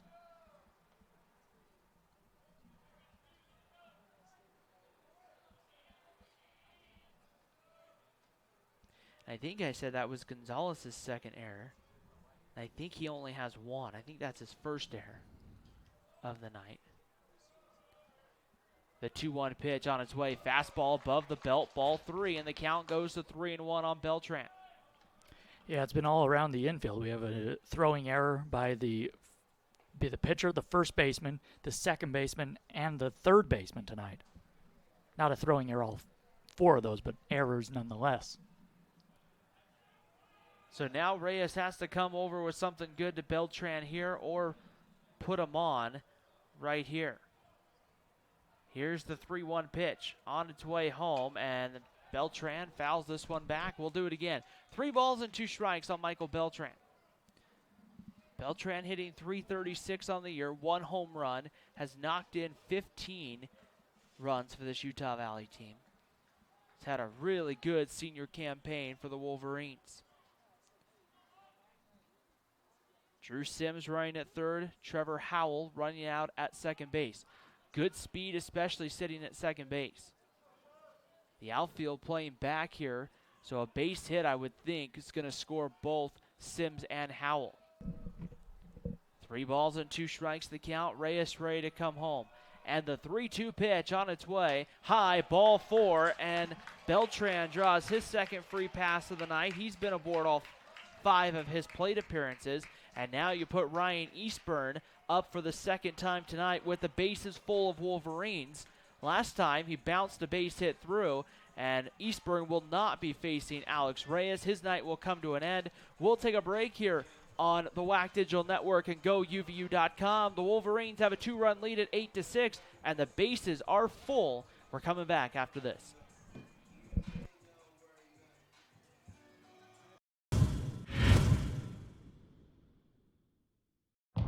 Label me. You know you want to. Don't be shy. You do it behind my back. Say it to my face. You don't know me. You know what I am?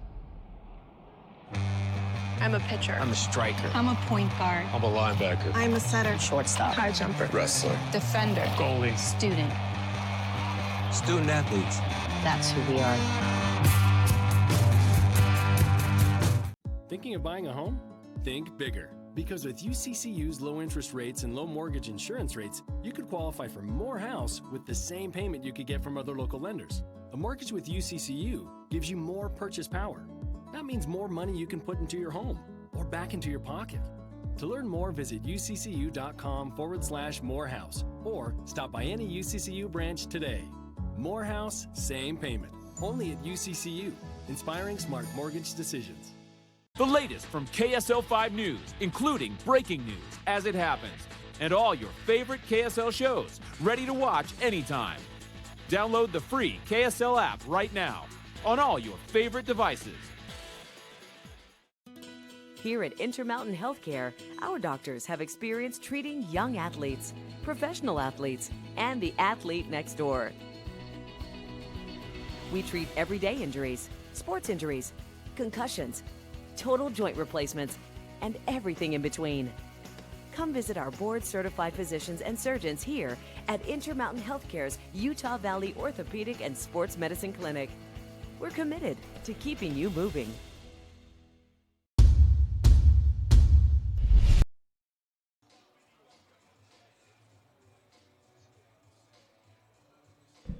Eight to 6, Utah Valley leading here in the last of the 7th inning. Bases loaded, 2 outs. New pitcher on to face Ryan Eastburn. It is Matthew Munden. This will be the 18th appearance for the right-hander. He's thrown 16 innings, walked 13, struck out 24. Opponents are hitting just .274 off him. He has a 5.62 earned run average, a 5'10", 190-pound redshirt junior out of El Paso, Texas. So the Wolverines looking to add on here. Righty versus lefty with 2 down. Ryan Eastburn will be the hitter for Utah Valley. And Utah Valley, for the second time tonight, loading the bases against New Mexico State. Drew Sims, the runner at third. Running out at second base is Trevor Howell. Michael Beltran running over at first. Good speed on second and first base. If Eastburn would gap one here, or send one down the line, it could clear the bases. The first pitch misses high for ball 1. 1 ball and no strikes on Eastburn. The last time that Matthew Munden pitched, Ryan, it was on Tuesday night. He went an inning and a third and gave up 2 runs on 3 hits. Eastburn came through once tonight with a kind of bouncer right in between the first and second base into right field. And the 1-0 pitch is going to be right there below the belt for a called strike, and it evens the count up at 1 ball and 1 strike. The way this New Mexico State offense can score, if you're Utah Valley, another big inning would be very helpful to your pitching staff just to kind of open this one wide open. 1 ball and 1 strike to count on Ryan Eastburn. Ready to go here from the stretch, and the pitch on its way. Fastball, a called strike 2 on the outside corner. And it's 1 ball and 2 strikes here on Ryan Eastburn.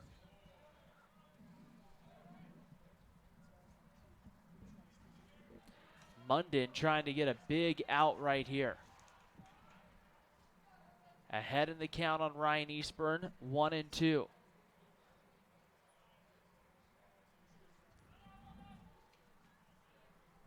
Ready to go on the 1-2 to Eastburn on its way. He bounces this one over to second. Gonzalez up with it, throws over to first in time to get Eastburn, and the inning comes to an end. Utah Valley, however, gets 2 runs here in the 7th. We head to the 8th. Utah Valley 8, New Mexico State 6. In the bottom of the 7th for the Wolverines.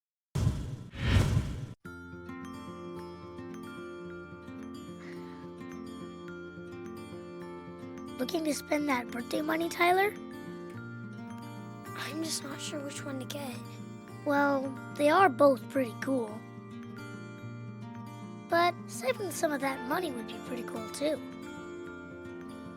Yep. When's the right age to teach your children how to save and spend money wisely? Right now, with the Be Money Smart program only at Utah Community Credit Union. Inspiring smart decisions. You only need to answer one question. Will you accept the challenge to become? It doesn't matter your situation in life. No matter your interest. Whether your first choice or second chance. There's a place for you. Place for you. Place for you at UVU. Place to engage, To rise. to succeed. To become.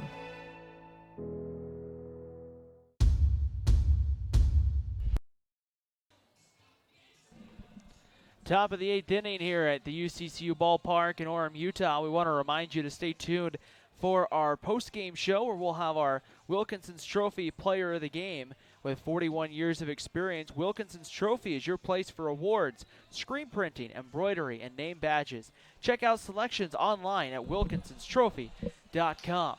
Travis Parker back out to start the 8th inning.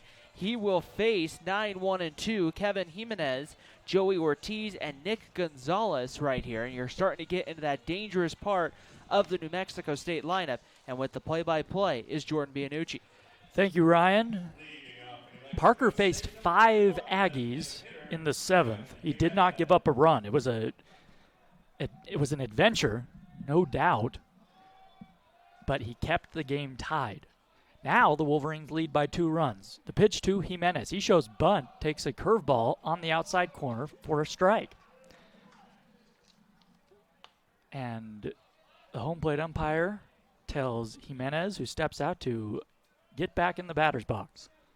These New Mexico State Aggies, they like to step out after every pitch. Parker comes set.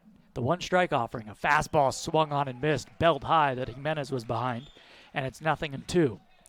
Last inning, it was wild. Gonzalez hit a double to begin things, and then Carranza hit a high fly ball to deep left field that Beltran just lost in the lights, but maybe he missed it.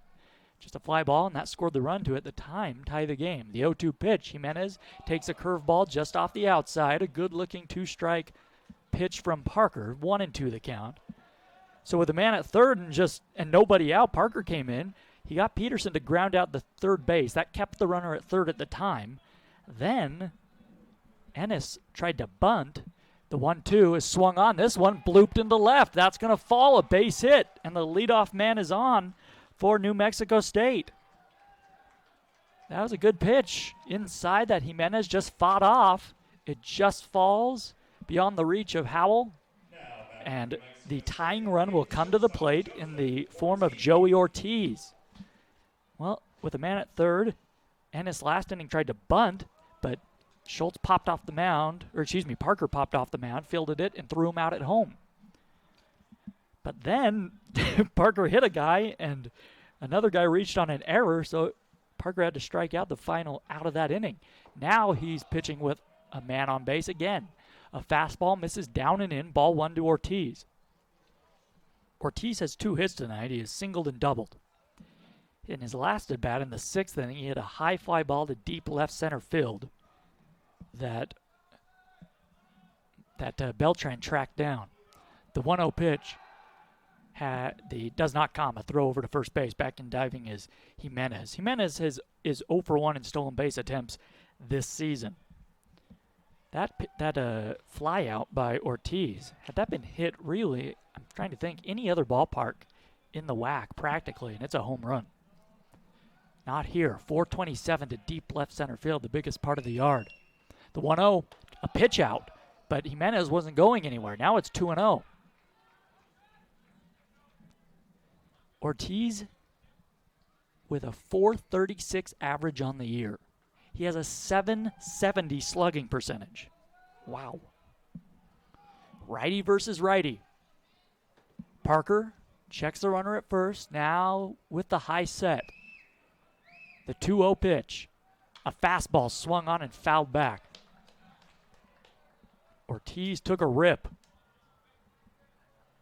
at a thigh-high inner half four-seamer, but he couldn't square it up. 2-1 the count. Two right-handers getting loose for the Wolverines in the bullpen. It's Schmidt and Carrillo. Gonzalez is on deck. 8-6, Utah Valley. We're in the top of the 8th inning. A man on, nobody out. Here comes the 2-1 offering. A fastball swung on and grounded. Base hit through the right side. Stopping and letting that ball pass by him was Jimenez. He goes to second base. In there at first is Ortiz, and the tying run is on base. And the go-ahead run will come to the plate in the form of Gonzalez, who has hit 12 home runs this season. So now we'll see how long the leash is for Travis Parker. That was not a tremendously hard-hit ball, but a chopper right through that right side, which was vacated by Hayes holding on the runner. Matson going to stick with Parker here in the 8th. Nobody out. Gonzalez, so dangerous. He doubled in his last at-bat, as I mentioned. Now Parker steps off and looks the runner back to second. So Matson may have called that from the dugout and may be giving some extra time to his guys in the bullpen. Hayes in on the edge of the grass at first base, perhaps expecting the bunt. We'll see. Gonzalez, such a great hitter.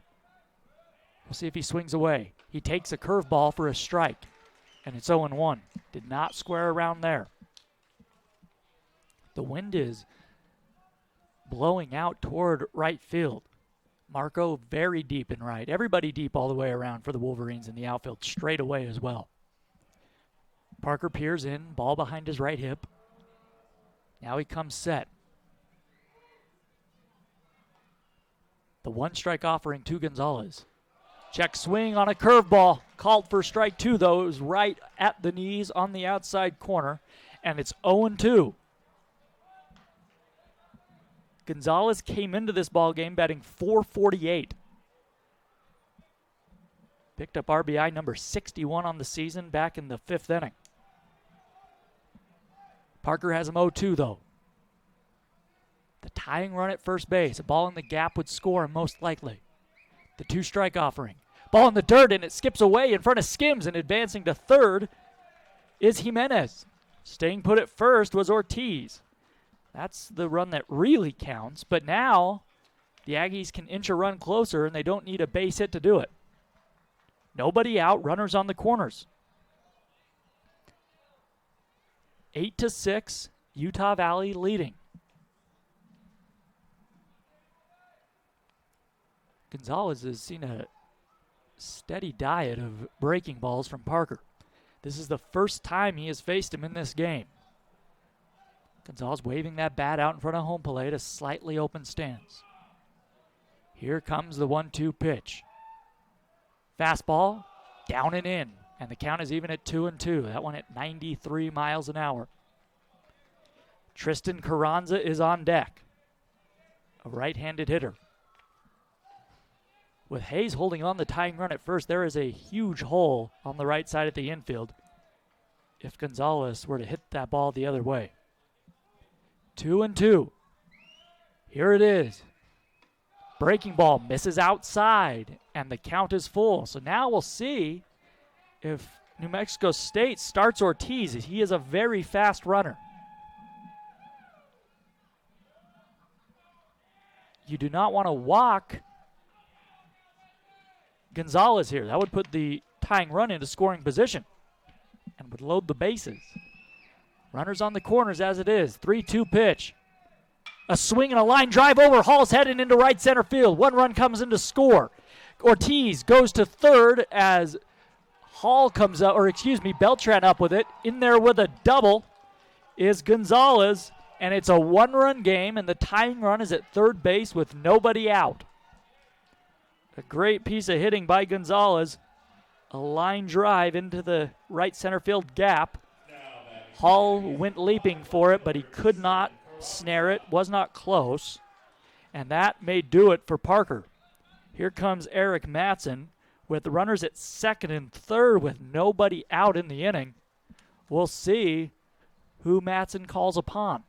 He has yet to make the move, and now he will. And before we take a break, we will see who it is. I believe it's going to be the freshman.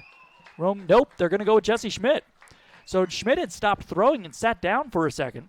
He will come in, a right-hander entering a very difficult situation. Second and third, nobody out, 8-7 Utah Valley. We'll take a break and be back after this.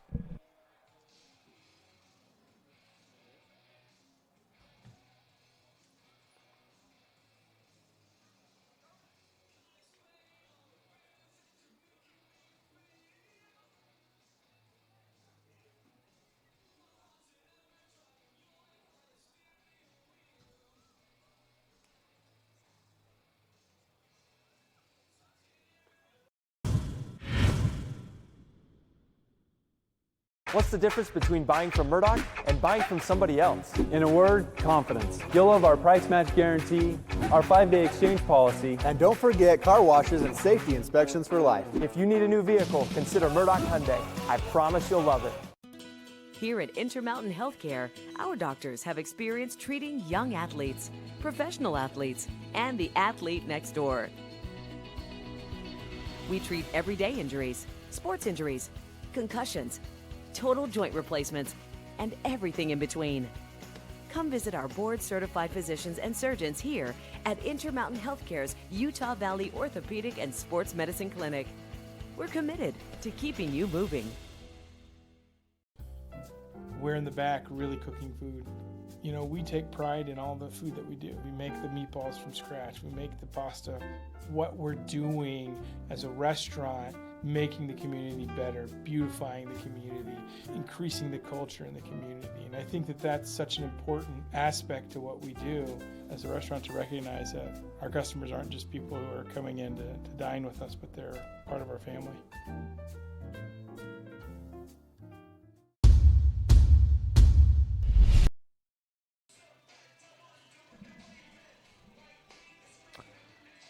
Top of the 8th inning here in Orem. New Mexico State trailing Utah Valley 8-7. The Wolverines will make a pitching change, and they'll go to Jesse Schmidt. Schmidt on the year is 2-5 with a 6.00 ERA, making his 14th appearance. Has 4 saves for the Utah Valley Wolverines. 18 innings pitched, 15 runs, 12 earned, 10 walks, 16 strikeouts here for the right-hander, who comes into the ball game and has to face Tristan Carranza to start. With runners on second and third to boot. Nobody out in the inning. Utah Valley playing the infield back. The pitch, a swing and a miss, an ugly swing, and Carranza is upset with himself for chasing a first pitch breaking ball, and it's 0-1. Ortiz is at third base. Gonzalez is at second. 8-7, Utah Valley clinging to a 1-run lead. Carranza tonight, just last inning, tripled in a run on a deep fly ball to left center field at the time that tied the game. The one-strike pitch. Another breaking ball and a beauty. Knee high on the outside corner. Carranza stares back at Bob Williams, but that looked to be like a pretty good pitch, and Bob Williams has called that all night. That's where you have to make adjustments as a hitter, Jordan, and understand the strike zone to know, okay, that was a strike in the 4th. That's going to be a strike in the 8th. So Schmidt ahead in the count, absolutely needing a strikeout here. Nobody out, 2nd and 3rd. The tying run just 90 feet away for New Mexico State. Now Carranza wants time. Trying to tie the game for the 2nd consecutive inning. 0-2 in the dirt. Sims, a tremendous stop, sliding to his right. Not a great 0-2 pitch. That was way outside. Even so, Carranza started to offer at it, but held up. We have not seen the fastball yet from Jesse Schmidt, and why not? Carranza has not looked good on either breaking balls he has even slightly offered at. 1 ball and 2 strikes the count. Tying run at 3rd, go-ahead run at 2nd for the Aggies. From the stretch, Schmidt throws. Curveball swung on and driven into left. Eastburn going back. It is in the park, but this should tie the game. He makes the grab. Tagging at 3rd is Ortiz. He scores. We are tied at 8.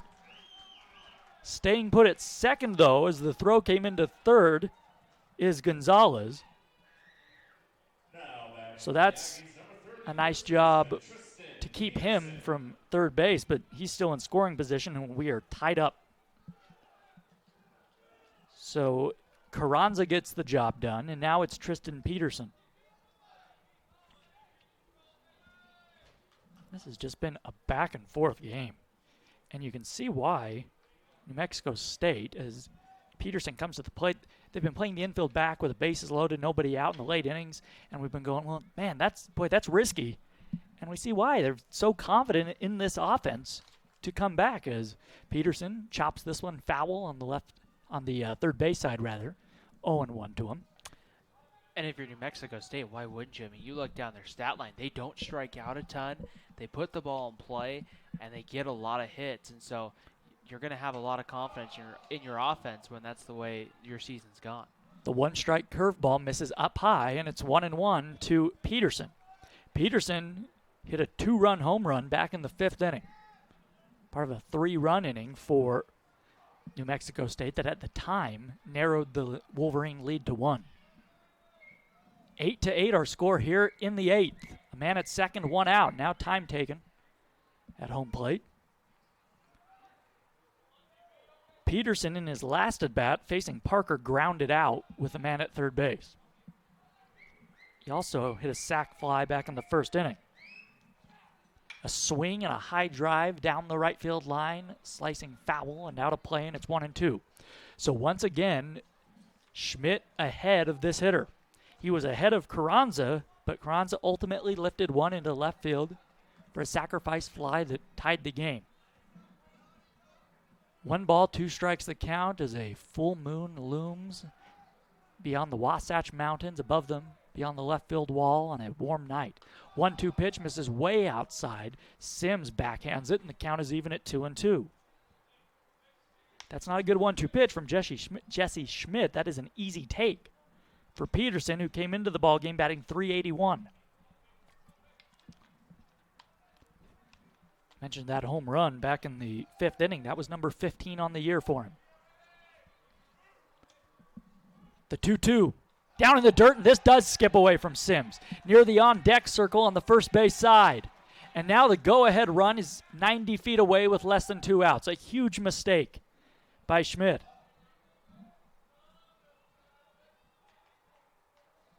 Now a fly ball does put the Aggies ahead, and the infield is forced to come in for Utah Valley.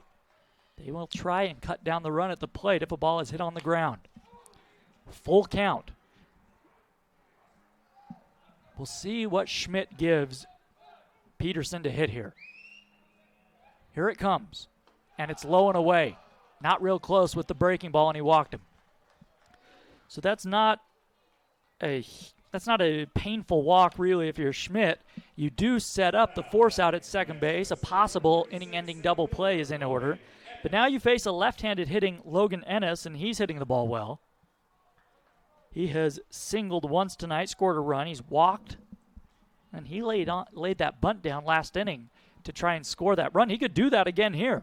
It was a good bunt. Schmidt popped off the mound and just made an excellent defensive play. Let's see if he's swinging away. The corner's even with the bags. Hayes holding on the runner at first. Tie game, 2 men on, 1 man out. The pitch, a curveball taken for strike 1. He was not squaring around a bunt there. If he did bunt one up the first base side, Schmidt would have to play it.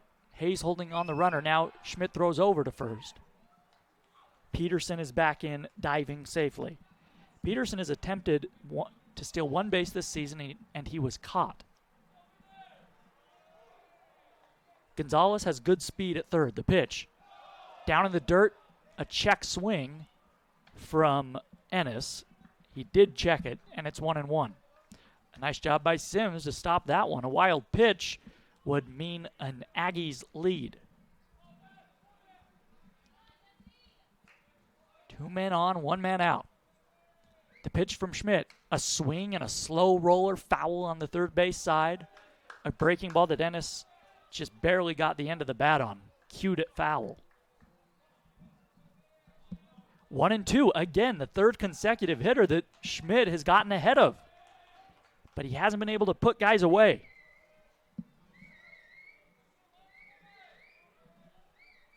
Schmidt peers in now. He's ready. The pitch, a swing and a ground ball to second base. Hall has it, goes to second for 1, but they won't get the runner at first, and the Aggies take the lead. It was simply hit too slowly. It will go down as a fielder's choice.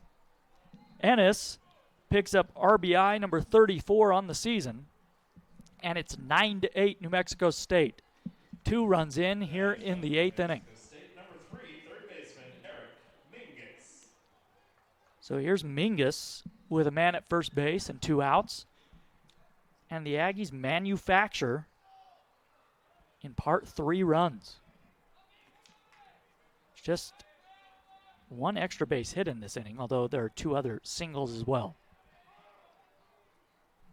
The pitch to Mingus is on the outside corner at the knees, called for a strike, a fastball from Schmidt. Well, you got the ground ball if you're Schmidt, but there was just no chance at turning it. The middle infield was back, and by the time Hall pivoted and fed to the shortstop, Howell at second base, Ennis is a fast runner, and he was safe at first. Hayes holding him on over there. The 0-1 pitch, now he shows bunt, and a breaking ball misses low and away. Matson came crashing in from third. A late square around from Mingus, who does have a single tonight. He also sacrificed a man over with a sacrifice bunt in the 4th inning. He's walked and been hit by a pitch. He's been on base 3 times. He has a .388 average. The 1-1, nope, a throw over to first base. Back in diving is Ennis. Ennis on the year has stolen 5 bases. He's been caught once. 9-8, New Mexico State. A 3-run 8th inning.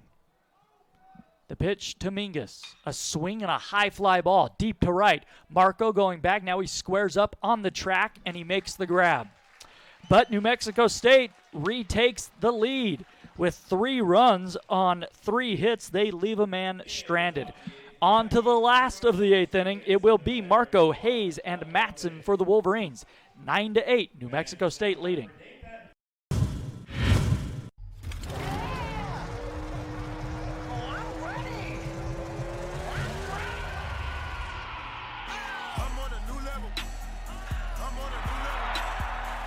Give your head a Mountain Dew kickstart.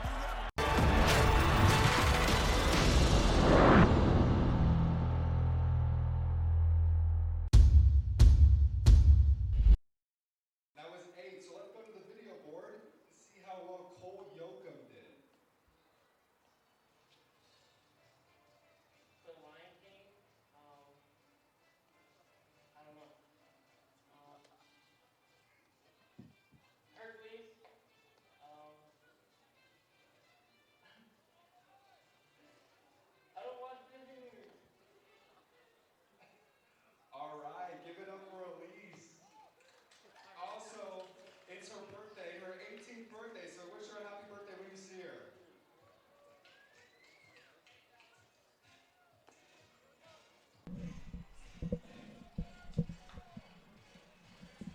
Last of the 8th inning, Utah Valley trailing 9-8.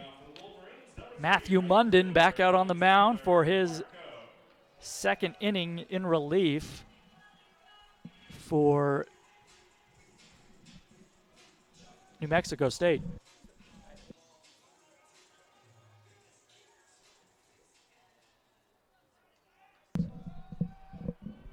Munden came in to face Eastburn, and he retired him back in the 7th. The pitch to Marco. Down in the dirt, ball 1. Well, the Wolverines led in this game 6-2. The Aggies tied it at 8 in the 7th, and now they've taken the lead in the 7th. Now they've taken the lead 9-8 in the 8th. 1-0 pitch to Marco. Fastball on the inside corner, called for strike 1. 1 ball, 1 strike to him. Marco leads the Wolverines with 6 home runs on the season. 28 RBIs. Tonight he has an RBI, 29, his 29th RBI. A sacrifice fly back in the 3rd. He does not have a base hit. The 1-1 pitch to him. A swing and a foul back to the screen. A knee-high fastball down the middle of the plate, and it's 1-2.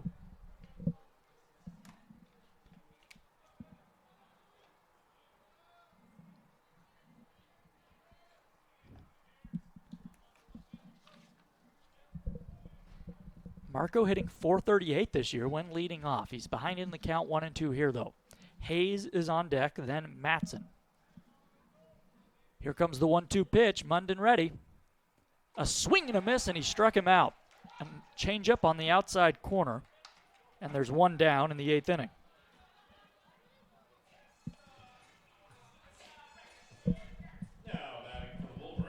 Here is Payson Hayes. He has 2 hits tonight.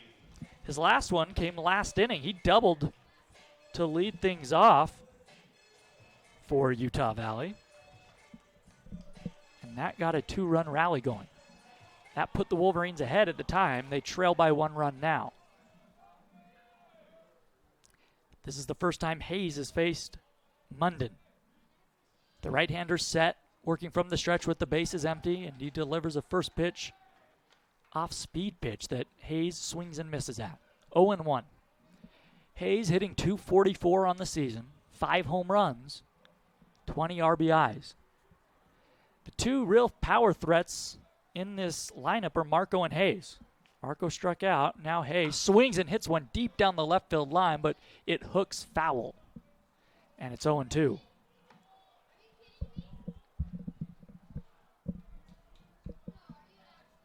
Base is empty, 1 out. Munden trying to maintain this Aggie 1-run lead. He's retired the first too many he has faced in this game. 0-2, he does not have to come into the strike zone here. Ennis playing more toward right center in center field. The 2-strike pitch to Hayes.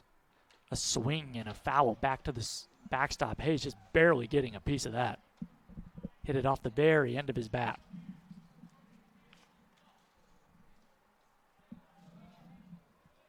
Munden, the 5'10", 180-pound redshirt junior out of El Paso, Texas. Went to Gateway Community College before transferring to NMSU.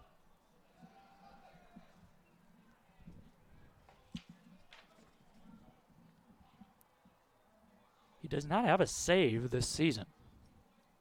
We're in the 8th inning. Now time taken as Munden was taking a while to get on the same page as Williams.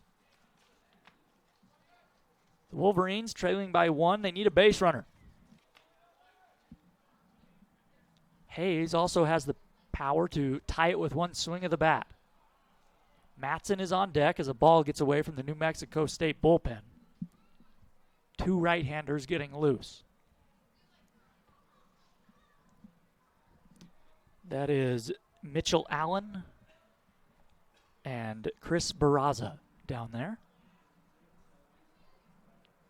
Base is empty, 1 out. The 0-2 pitch coming to Hayes. Here it is. Fastball misses up high, not close, and it's 1-2. Marco struck out to begin this inning. Wolverines have had chances to add on in this game, but they've stranded 10 men on base. New Mexico State has stranded 9 of their own. The teams have combined for 7 errors as well in the field. It's been an entertaining but a somewhat sloppy game. The 1-2 pitch, down in the dirt, and it's 2-2. So the breaking ball there from Munden. We have not seen a real high-velocity fastball from Munden. And Hayes battles back. After falling behind 0-2, the count is even. Righty versus righty. Munden peers in, set at the belt. The 2-2 pitch. Strike 3 taken at the knees. He froze him with an 87-mile-an-hour fastball. He just fooled him. He wasn't looking for it, and there are 2 away. Here's Mick Matson. Well, if you're Utah Valley, you would at least like to get a couple base runners here in the 8th, because then you would have the top of the order coming to bat in the 9th if you happen to still be trailing. As is, this is Matson, who is the 6th spot. 2 outs, nobody on the base path. It's 9-8 New Mexico State. The pitch, a swing and a line drive foul down the right field line. And it's 0-1, a fastball low in the zone there from Munden. Munden is the 5th pitcher tonight for New Mexico State. The starter, Justin Dane, did not get through the 3rd. At the time, the Wolverines had a 6-2 lead. They now trail 9-8. The 1-strike offering. A fastball swung on and lifted into right field. Hopped going back, still going back on the wall. It's gone! Matson ties it!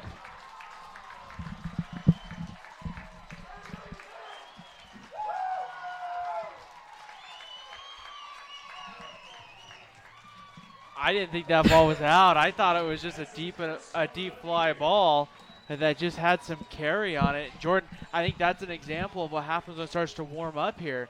I don't know if 3 weeks ago, that's probably not a home run. That's probably just a deep fly ball, but right there, that one just had enough there for the freshman's first college home run. Unbelievable. That ball just kept going. Just 312 down the right field line. And that was hit about 313 feet. I didn't even think that was going to get to the warning track, to be honest with you. The pitch to Polson is down and away. We're tied at 9, 1-0 the count. And I think you're absolutely right, Ryan. The wind is kind of lazily blowing out toward right, or it was. Now it's kind of swirling, but the warm weather, there's no way that gets out if it's, 45 degrees like it has been at night much of this season. A great job by Matson. 2-strike hitting. He ties it up. Now Polson takes ball 2 low and away. A fastball missing. Hop just kept going back, and it almost seemed to surprise him. Because he was just, that was a high fly ball. He was not hustling at all, just kind of trotting back, seemingly assured that he would get under it. Well, then he just started running right along the base of the wall there. The 2-0 swung on and grounded foul down the first baseline. It's 2-1 to Polson.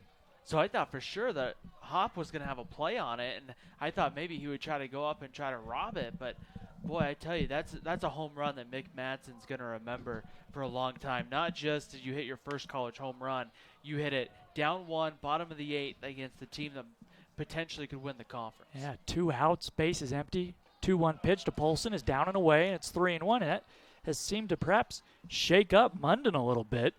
He's been in total command, and now he's behind in the count 3-1. Wow. What a game.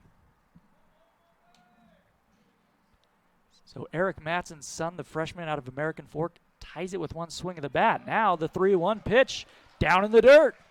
And the go-ahead run is on base. And here comes Sims with 2 outs. Polson not a real fast runner.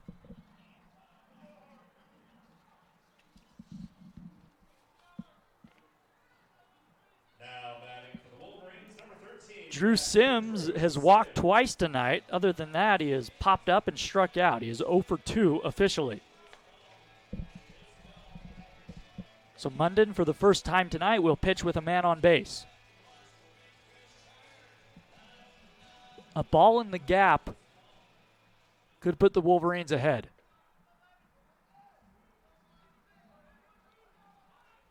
Munden peers in. Sims, a right-handed hitter, bent at the knees, waving the bat behind his head.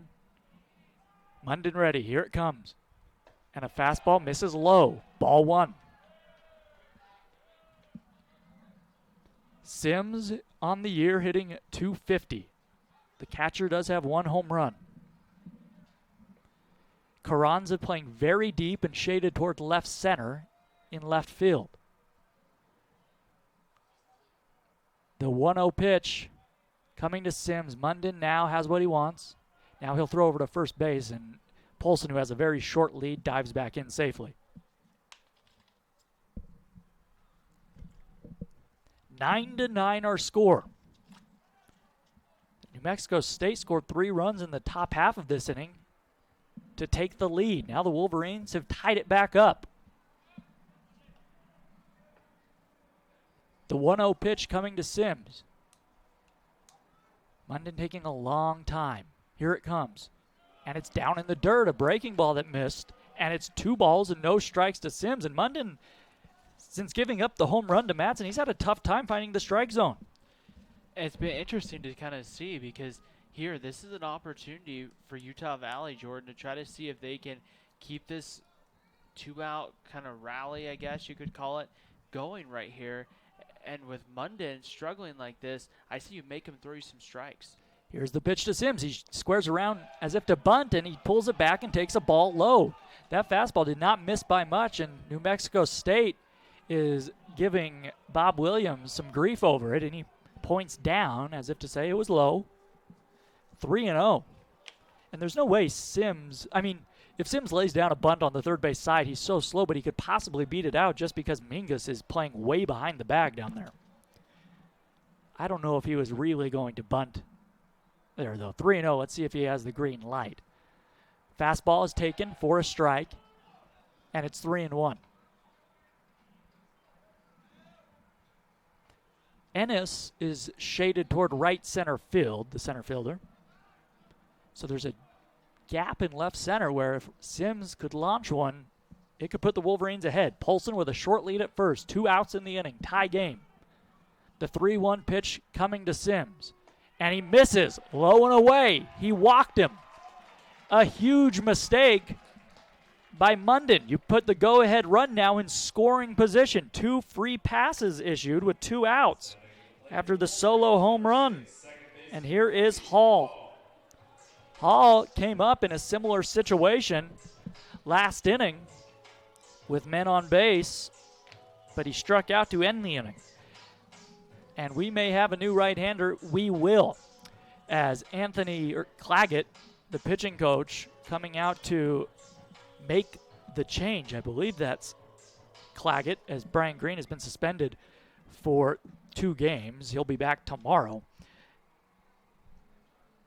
And that's going to be Chris Barraza. So we'll take a short break on GoUVU.com. 2 men on, 2 men out, tie game in the last of the 8th. Barraza coming on.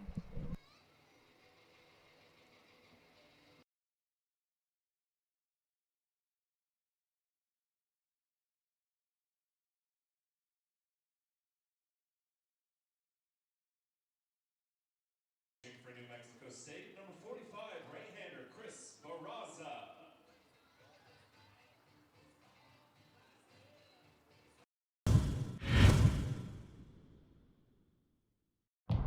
Label me. You know you want to. Don't be shy. You do it behind my back. Say it to my face. You don't know me. You know what I am? I'm a pitcher. I'm a striker. I'm a point guard. I'm a linebacker. I'm a setter. Shortstop. High jumper. Wrestler. Defender. Goalie. Student. Student athletes. That's who we are. Thinking of buying a home? Think bigger. Because with UCCU's low interest rates and low mortgage insurance rates, you could qualify for more house with the same payment you could get from other local lenders. A mortgage with UCCU gives you more purchase power. That means more money you can put into your home. or back into your pocket.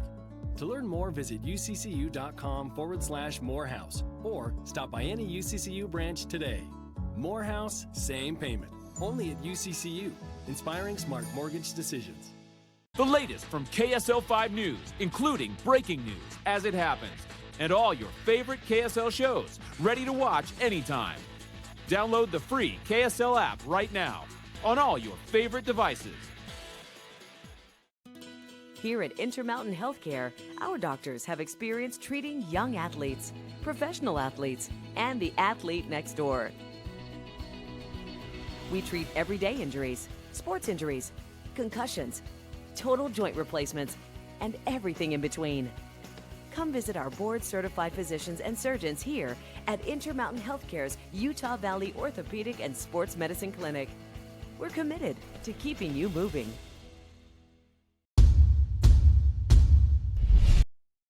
The right-hander Chris Barraza will take over on the mound. Barraza 0 for 1 on the year with a 5.02 ERA, making his 10th appearance, has 1 start and 1 save for New Mexico State. He's gone 14 1/3 innings, allowed 16 hits, 8 runs all earned, 10 walks and 18 strikeouts. Opponents hitting .296 off the right-hander, and right now, Jordan, I don't know if this is the part of the lineup you really want to have to face right now if you're Barraza and New Mexico State, as Cody Hall will be your hitter. Yeah, Barraza actually started the game on Tuesday night against New Mexico for the Aggies, a game in which they eventually won in 10 innings. 2 men on, 2 men out. Barraza versus Hall. Righty versus righty. The Wolverines, 1 run in this inning. They have tied it up. Polson at second, Sims at first. The pitch. A ball strike right there at the belt. And it's 0-1. That one at 82 miles an hour. It looked pretty straight. We'll see what else Barraza comes with. He peers out at the second baseman, Gonzalez, who gives him a sign. Now he peers in to Williams. Hall hitting .233 on the year. He is 0 for 3 with a walk tonight. The go-ahead run is at second base for the Wolverines. The 1-strike pitch from Barraza.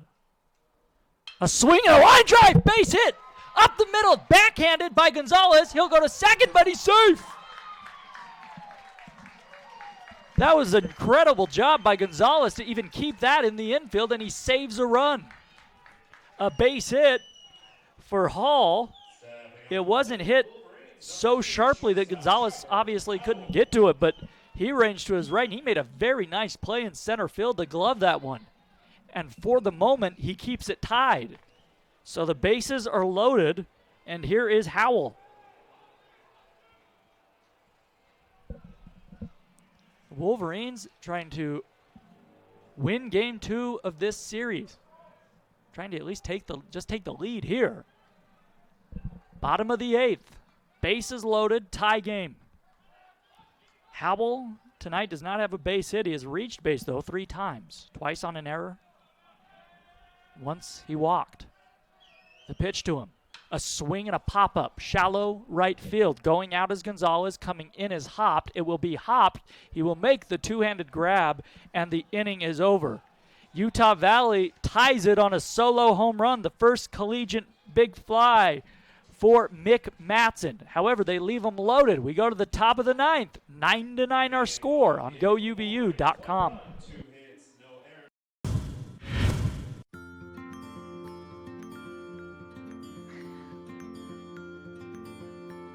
Looking to spend that birthday money, Tyler?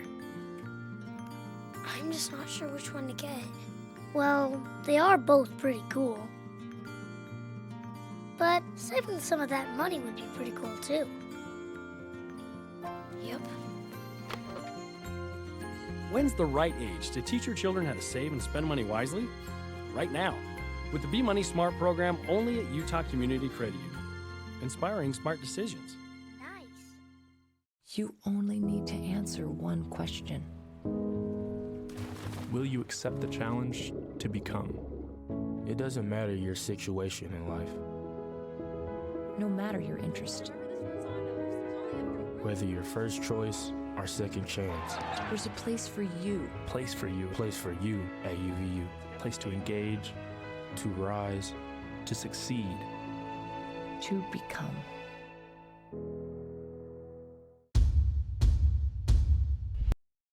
UCCU Ballpark ticket office.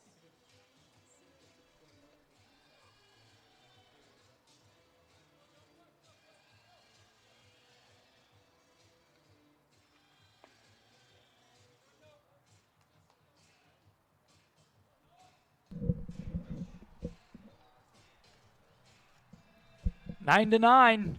Jesse Schmidt on to pitch the top of the ninth. He came in last inning.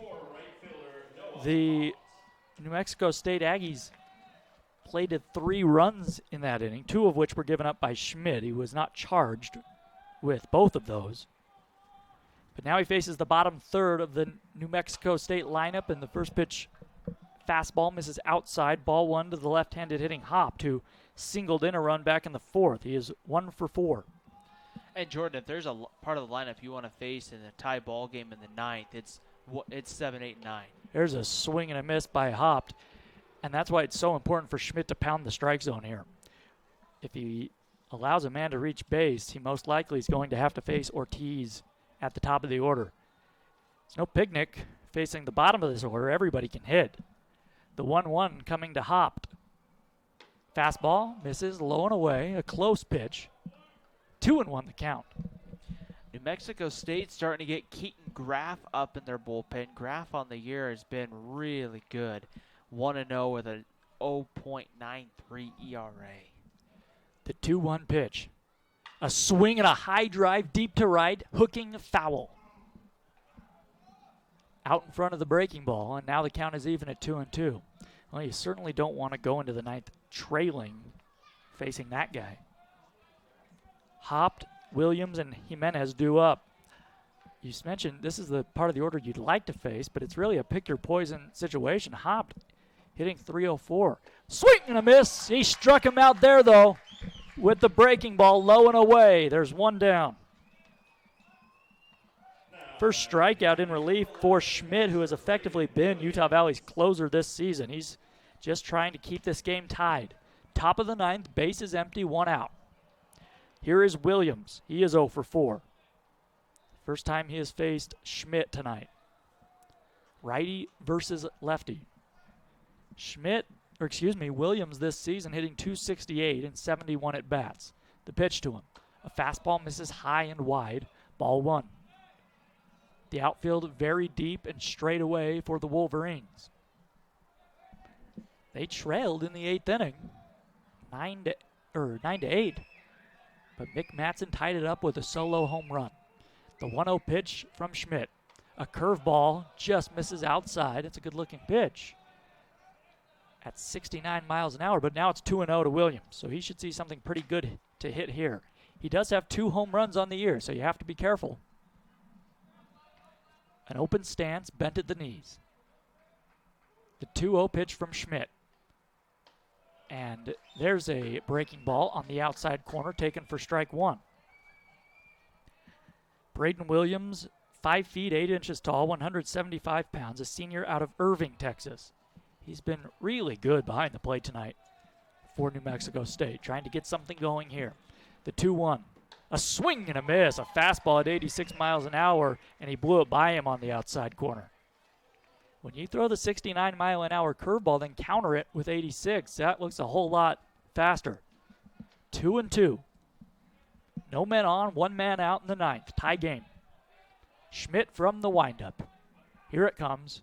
Swing and a looping liner into center field. That's going to fall in front of Beltran. A 1-out base hit for Williams. And the go-ahead run is on for New Mexico State. So Jimenez will come to the plate. And Jimenez is hitting just .276, a freshman coming into this game. His average has dropped 3 points to .273. So he may just lay down a bunt here and put a man in scoring position for Ortiz. Ortiz is on deck. He came into the game hitting .435. So we'll see what the left-handed hitting Jimenez does here. He did single in his last at bat, the pitch to him. He takes a curveball on the outside corner, called for strike 1. He did not square around there. He stares at the third base coach, Terry Davis, who puts on a variety of signs. Hayes holding on Williams at first. Schmidt into his stretch. A swing and a foul back onto the rooftop, and it's quickly a 0-2, so no bunt being placed here by Jimenez. Schmidt would love a ground ball to one of his middle infielders. One man on, one man out. 0-2 the count. Jimenez, the designated hitter tonight. Bent at the knees.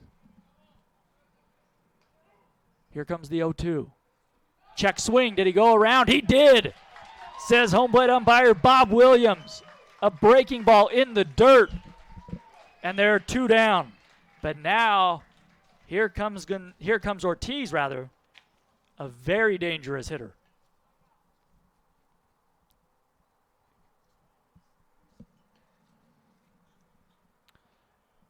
And now we're going to have the third base coach and acting head coach Terry Davis come in, call timeout, and come to the dugout. And I think they're discussing. You don't see this very often, an offensive timeout called, and they're just having a meeting over there on the on-deck circle with all the coaches. You really only see this in college baseball, but it's not like you're going to hit for Ortiz. He has 3 hits tonight, and he's going to come to the plate here. So I'm not sure, going over the scouting report with Schmidt, I don't know what they were talking about. This is the first time Ortiz will face Schmidt tonight. I was thinking maybe they were talking about maybe pinch running over at first, but that's the only thing I could think of. But right here, and that's, I think, the difference when you don't have your head coach, is you get coaches trying to make these calls in late game situations. There's a ground ball to shortstop. Howell charges. He gloves it. Goes the short way to second, and they got him. Wow, Jesse Schmidt retires the side, and he gets Joey Ortiz to ground out on 1 pitch. New Mexico State leaves a man on the base paths. We head to the last of the 9th. 9-9 our score. The heart of the order coming up. Beltran. Let's do this. Let's do it. Huh? Let's do this. Let's do this. Okay. Let's do this. Let's do it. Let's do this. Let's do it. Yeah. Yeah. Yeah. Yeah. Yeah. Yeah. I'm on a new level. I'm on a new level. Give your head a Mountain Dew kickstart. Be a king in your mind, but do the work of a servant. With a purpose on the mission, you get to what you deserving. If it's worth it, you be on straight and narrow instead of swerving. Ignore the dream killers and doubters, cause they ain't perfect. Dang, still a lot of doubters out there. What do you want to tell them? Thank you for the motivation.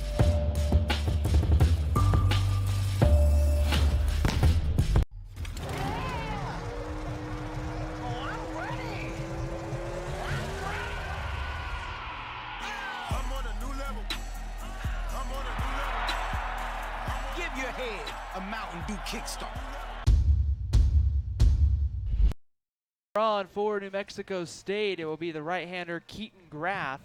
Graff on the year 1-0 with a 0.93 ERA, making appearance number 7. He's gone 9 2/3 innings for New Mexico State, 7 hits, 1 run which was earned, 5 walks, and 8 strikeouts. Opponents are just hitting 194 off the right-hander. And the good news here, if you're Utah Valley, Jordan, you score, game over, and you've at least earned yourself 1 win in the series against New Mexico State. Indeed, and the heart of the Utah Valley order coming up here in the 9th. Beltran, Eastburn, and Marco.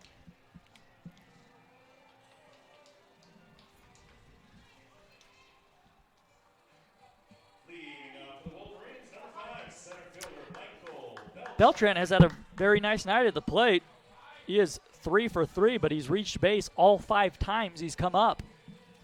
That's what Utah Valley needs now, a base runner, and a fast one at that. The last time that Graff pitched, it was on Tuesday night at New Mexico. He went 3 innings, gave up just 1 earned run, but he did walk 3 men. So Beltran steps in, righty versus righty. 9-9 our score. Beltran has 1 home run on the year. Graff winds and fires. First pitch fastball at 90 miles an hour. Misses way up high for ball 1. You can hear that dugout and the UVU crowd getting into it. The Wolverines have struggled this year. A walk-off win would do them some good. The 1-0 pitch from Graff. And a fastball misses way outside. Not close. It's 2-0. Beltran hitting .336. He has a .449 on base percentage. He's been terrific when he's led off innings. He's hitting .467 when he's led off. The 2-0 coming from Graff. And a fastball misses down and away, and it's 3-0. So Beltran will almost certainly be taking all the way here. Graff has yet to come real close to the strike zone. Now he takes a walk and stretches. 9-9. Bases empty, nobody out, bottom of the 9th inning. The 3-0 from Graff. And he misses low and away.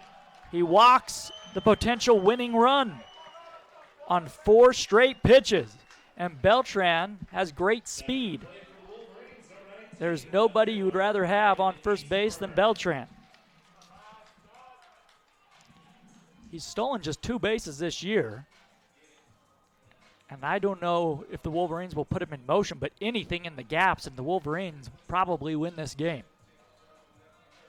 Here is Eastburn, a left-handed hitter. Eastburn knocked in a couple runs back in the 3rd. He has 2 hits tonight. He's 2 for 5. He did ground into a double play in the 1st inning. So Graff right away into his stretch. The winning run at first, nobody out. The pitch to Eastburn. And a fastball is in there at the knees. The first called strike, first strike of any kind for Graff. So we'll see if that settles him down. Eastburn hitting .346. No home runs, 12 RBIs on the year. Beltran held on by Peterson at first. Marco is on deck. Graff has what he wants. He's set the pitch. The 1-strike fastball right there on the outside corner at the bottom of the zone, and it's 0-2. So now Eastburn has to protect. Everybody straight up defensively for New Mexico State. The outfield very deep, playing the no doubles defense. 1 man on, nobody out. 9-9 the score. Now Eastburn wants time as Graff was taking a while. He scrapes the pitcher's plate. Now glove tucked against his side. He peers in. A big hole on that right side with the runner being held on for the left-handed hitter. Here comes the 0-2. And a fastball misses high and away at 88 miles an hour. An easy take for Eastburn, and it's 1 ball, 2 strikes. Utah Valley led this game 6-2 in the early innings. They came into the bottom of the 8th trailing 9-8. Mick Matson hit a 2-out solo home run over the right field wall. That knotted it up at 9. That's where we are now, but we're in the last of the 9th. Nobody out. The winning run at first. The 1-2 pitch from Graff. Eastburn swings and fouls this one down the left field line. That was a breaking ball, the first one we've seen from Graff. Eastburn protected, hammering it foul.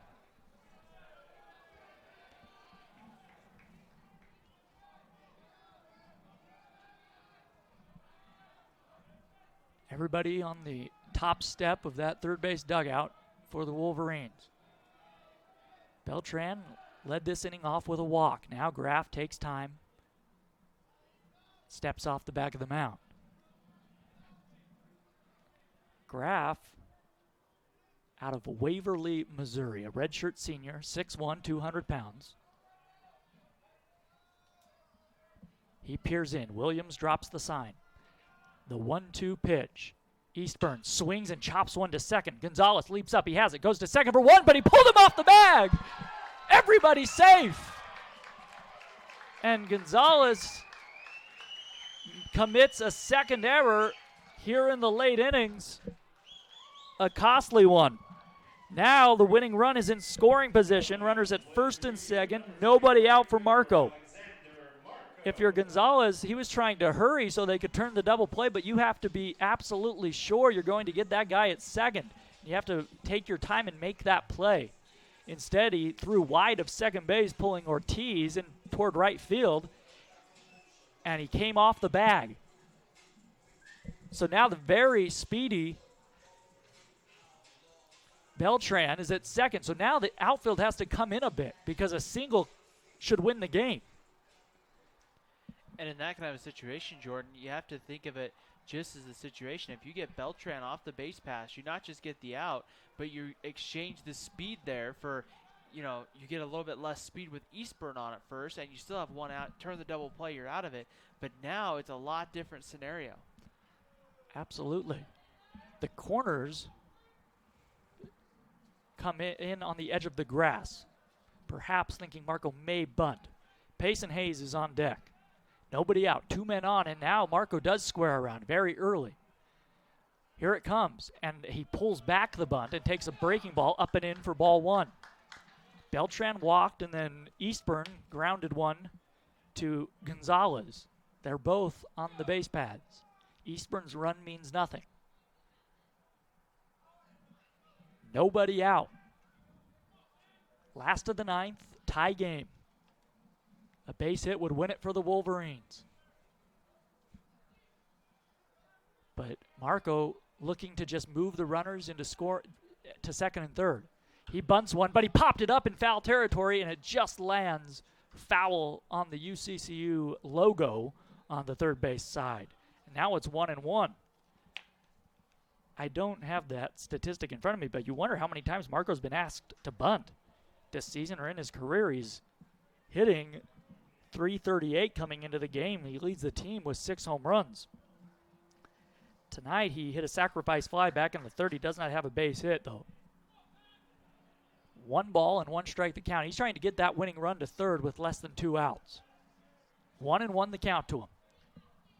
The pitch to from Graff. Peterson crashes from first, and now he pops it up out in front of home plate. It's a fair bunt. They go to third. He's safe.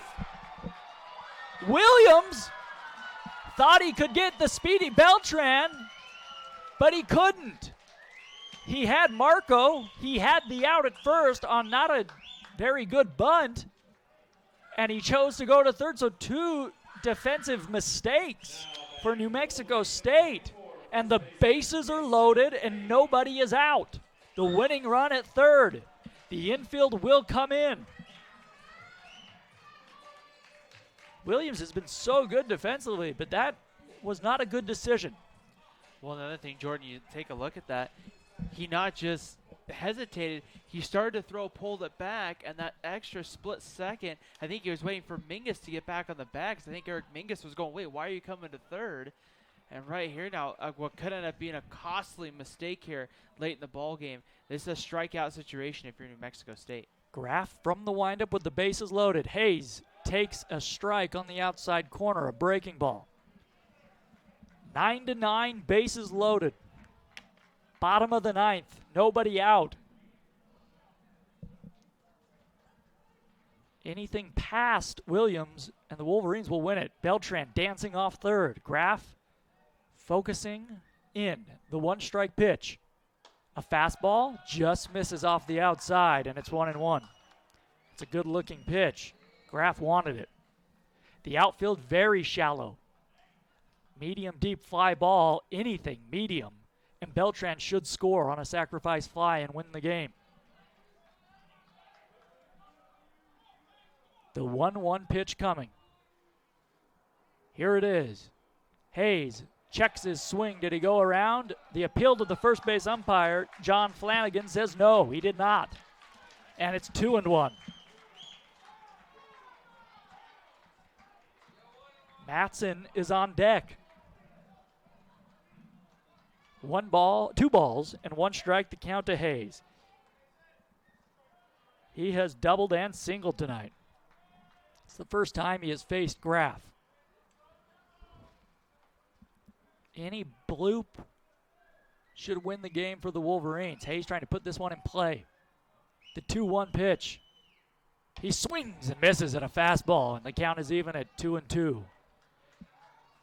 As Ryan mentioned, this is a strikeout situation if you're Keaton Graff. If you can get the strikeout, the infield can move back and look for an inning-ending double play ball.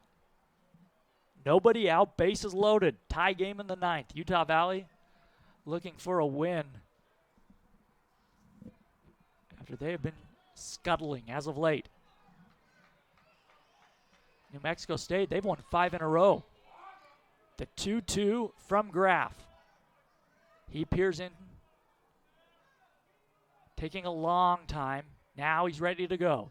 Here it comes. A swing and a miss, and he struck him out. The strikeout he was looking for, and there's one away.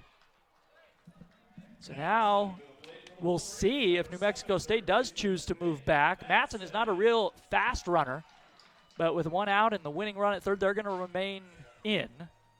They've been very aggressive with that infield tonight, playing for those double play balls, but right now they're not going to take any chances with the winning run at third base.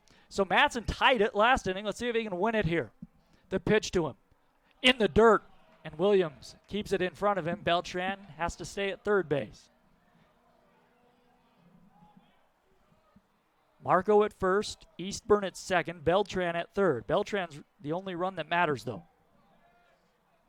One out here in the 9th. The Wolverines trying to walk it off. Graff peering in from the windup, the 1-0 pitch. In the dirt, another nice stop by Williams, and it's 2-0. A walk, of course, wins the game. Matson takes a deep breath. The right-handed hitter steps back in. He's hitting .278 on the year. His first collegiate home run in his last at bat. A fly ball would win the game as well for Utah Valley. Graff needs to come in. The 2-0 pitch. A swing and a chopper over the head of Mingus. Here comes Beltran, and Utah Valley wins it. The Wolverines come pouring out of the dugout. They mob the freshman. And Utah Valley has won the game. They take game 2 of this series in walk-off fashion. 10-9, Mick Matson the hero. We will take a break on GoUVU, gather our breath after a 4-hour and 15-minute affair. The Wolverines win it. We'll be back with the final totals after this.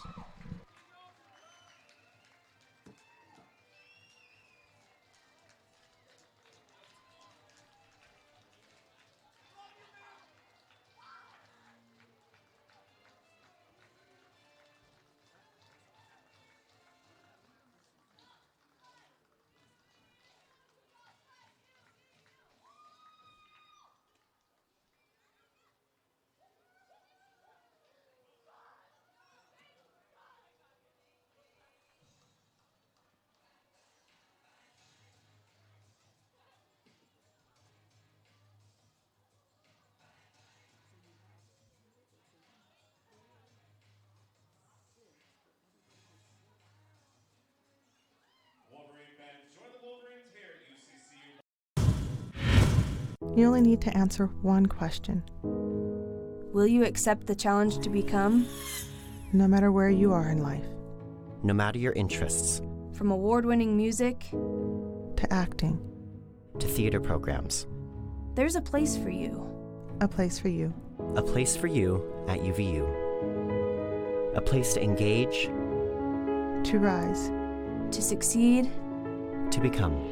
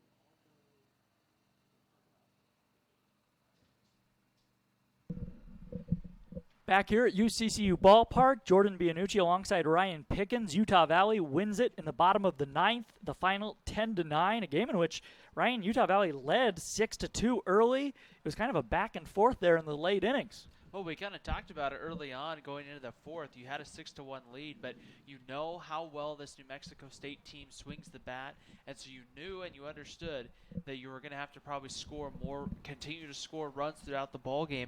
And to credit Utah Valley tonight, they kept a pretty steady offensive attack, and they got the big outs when they needed.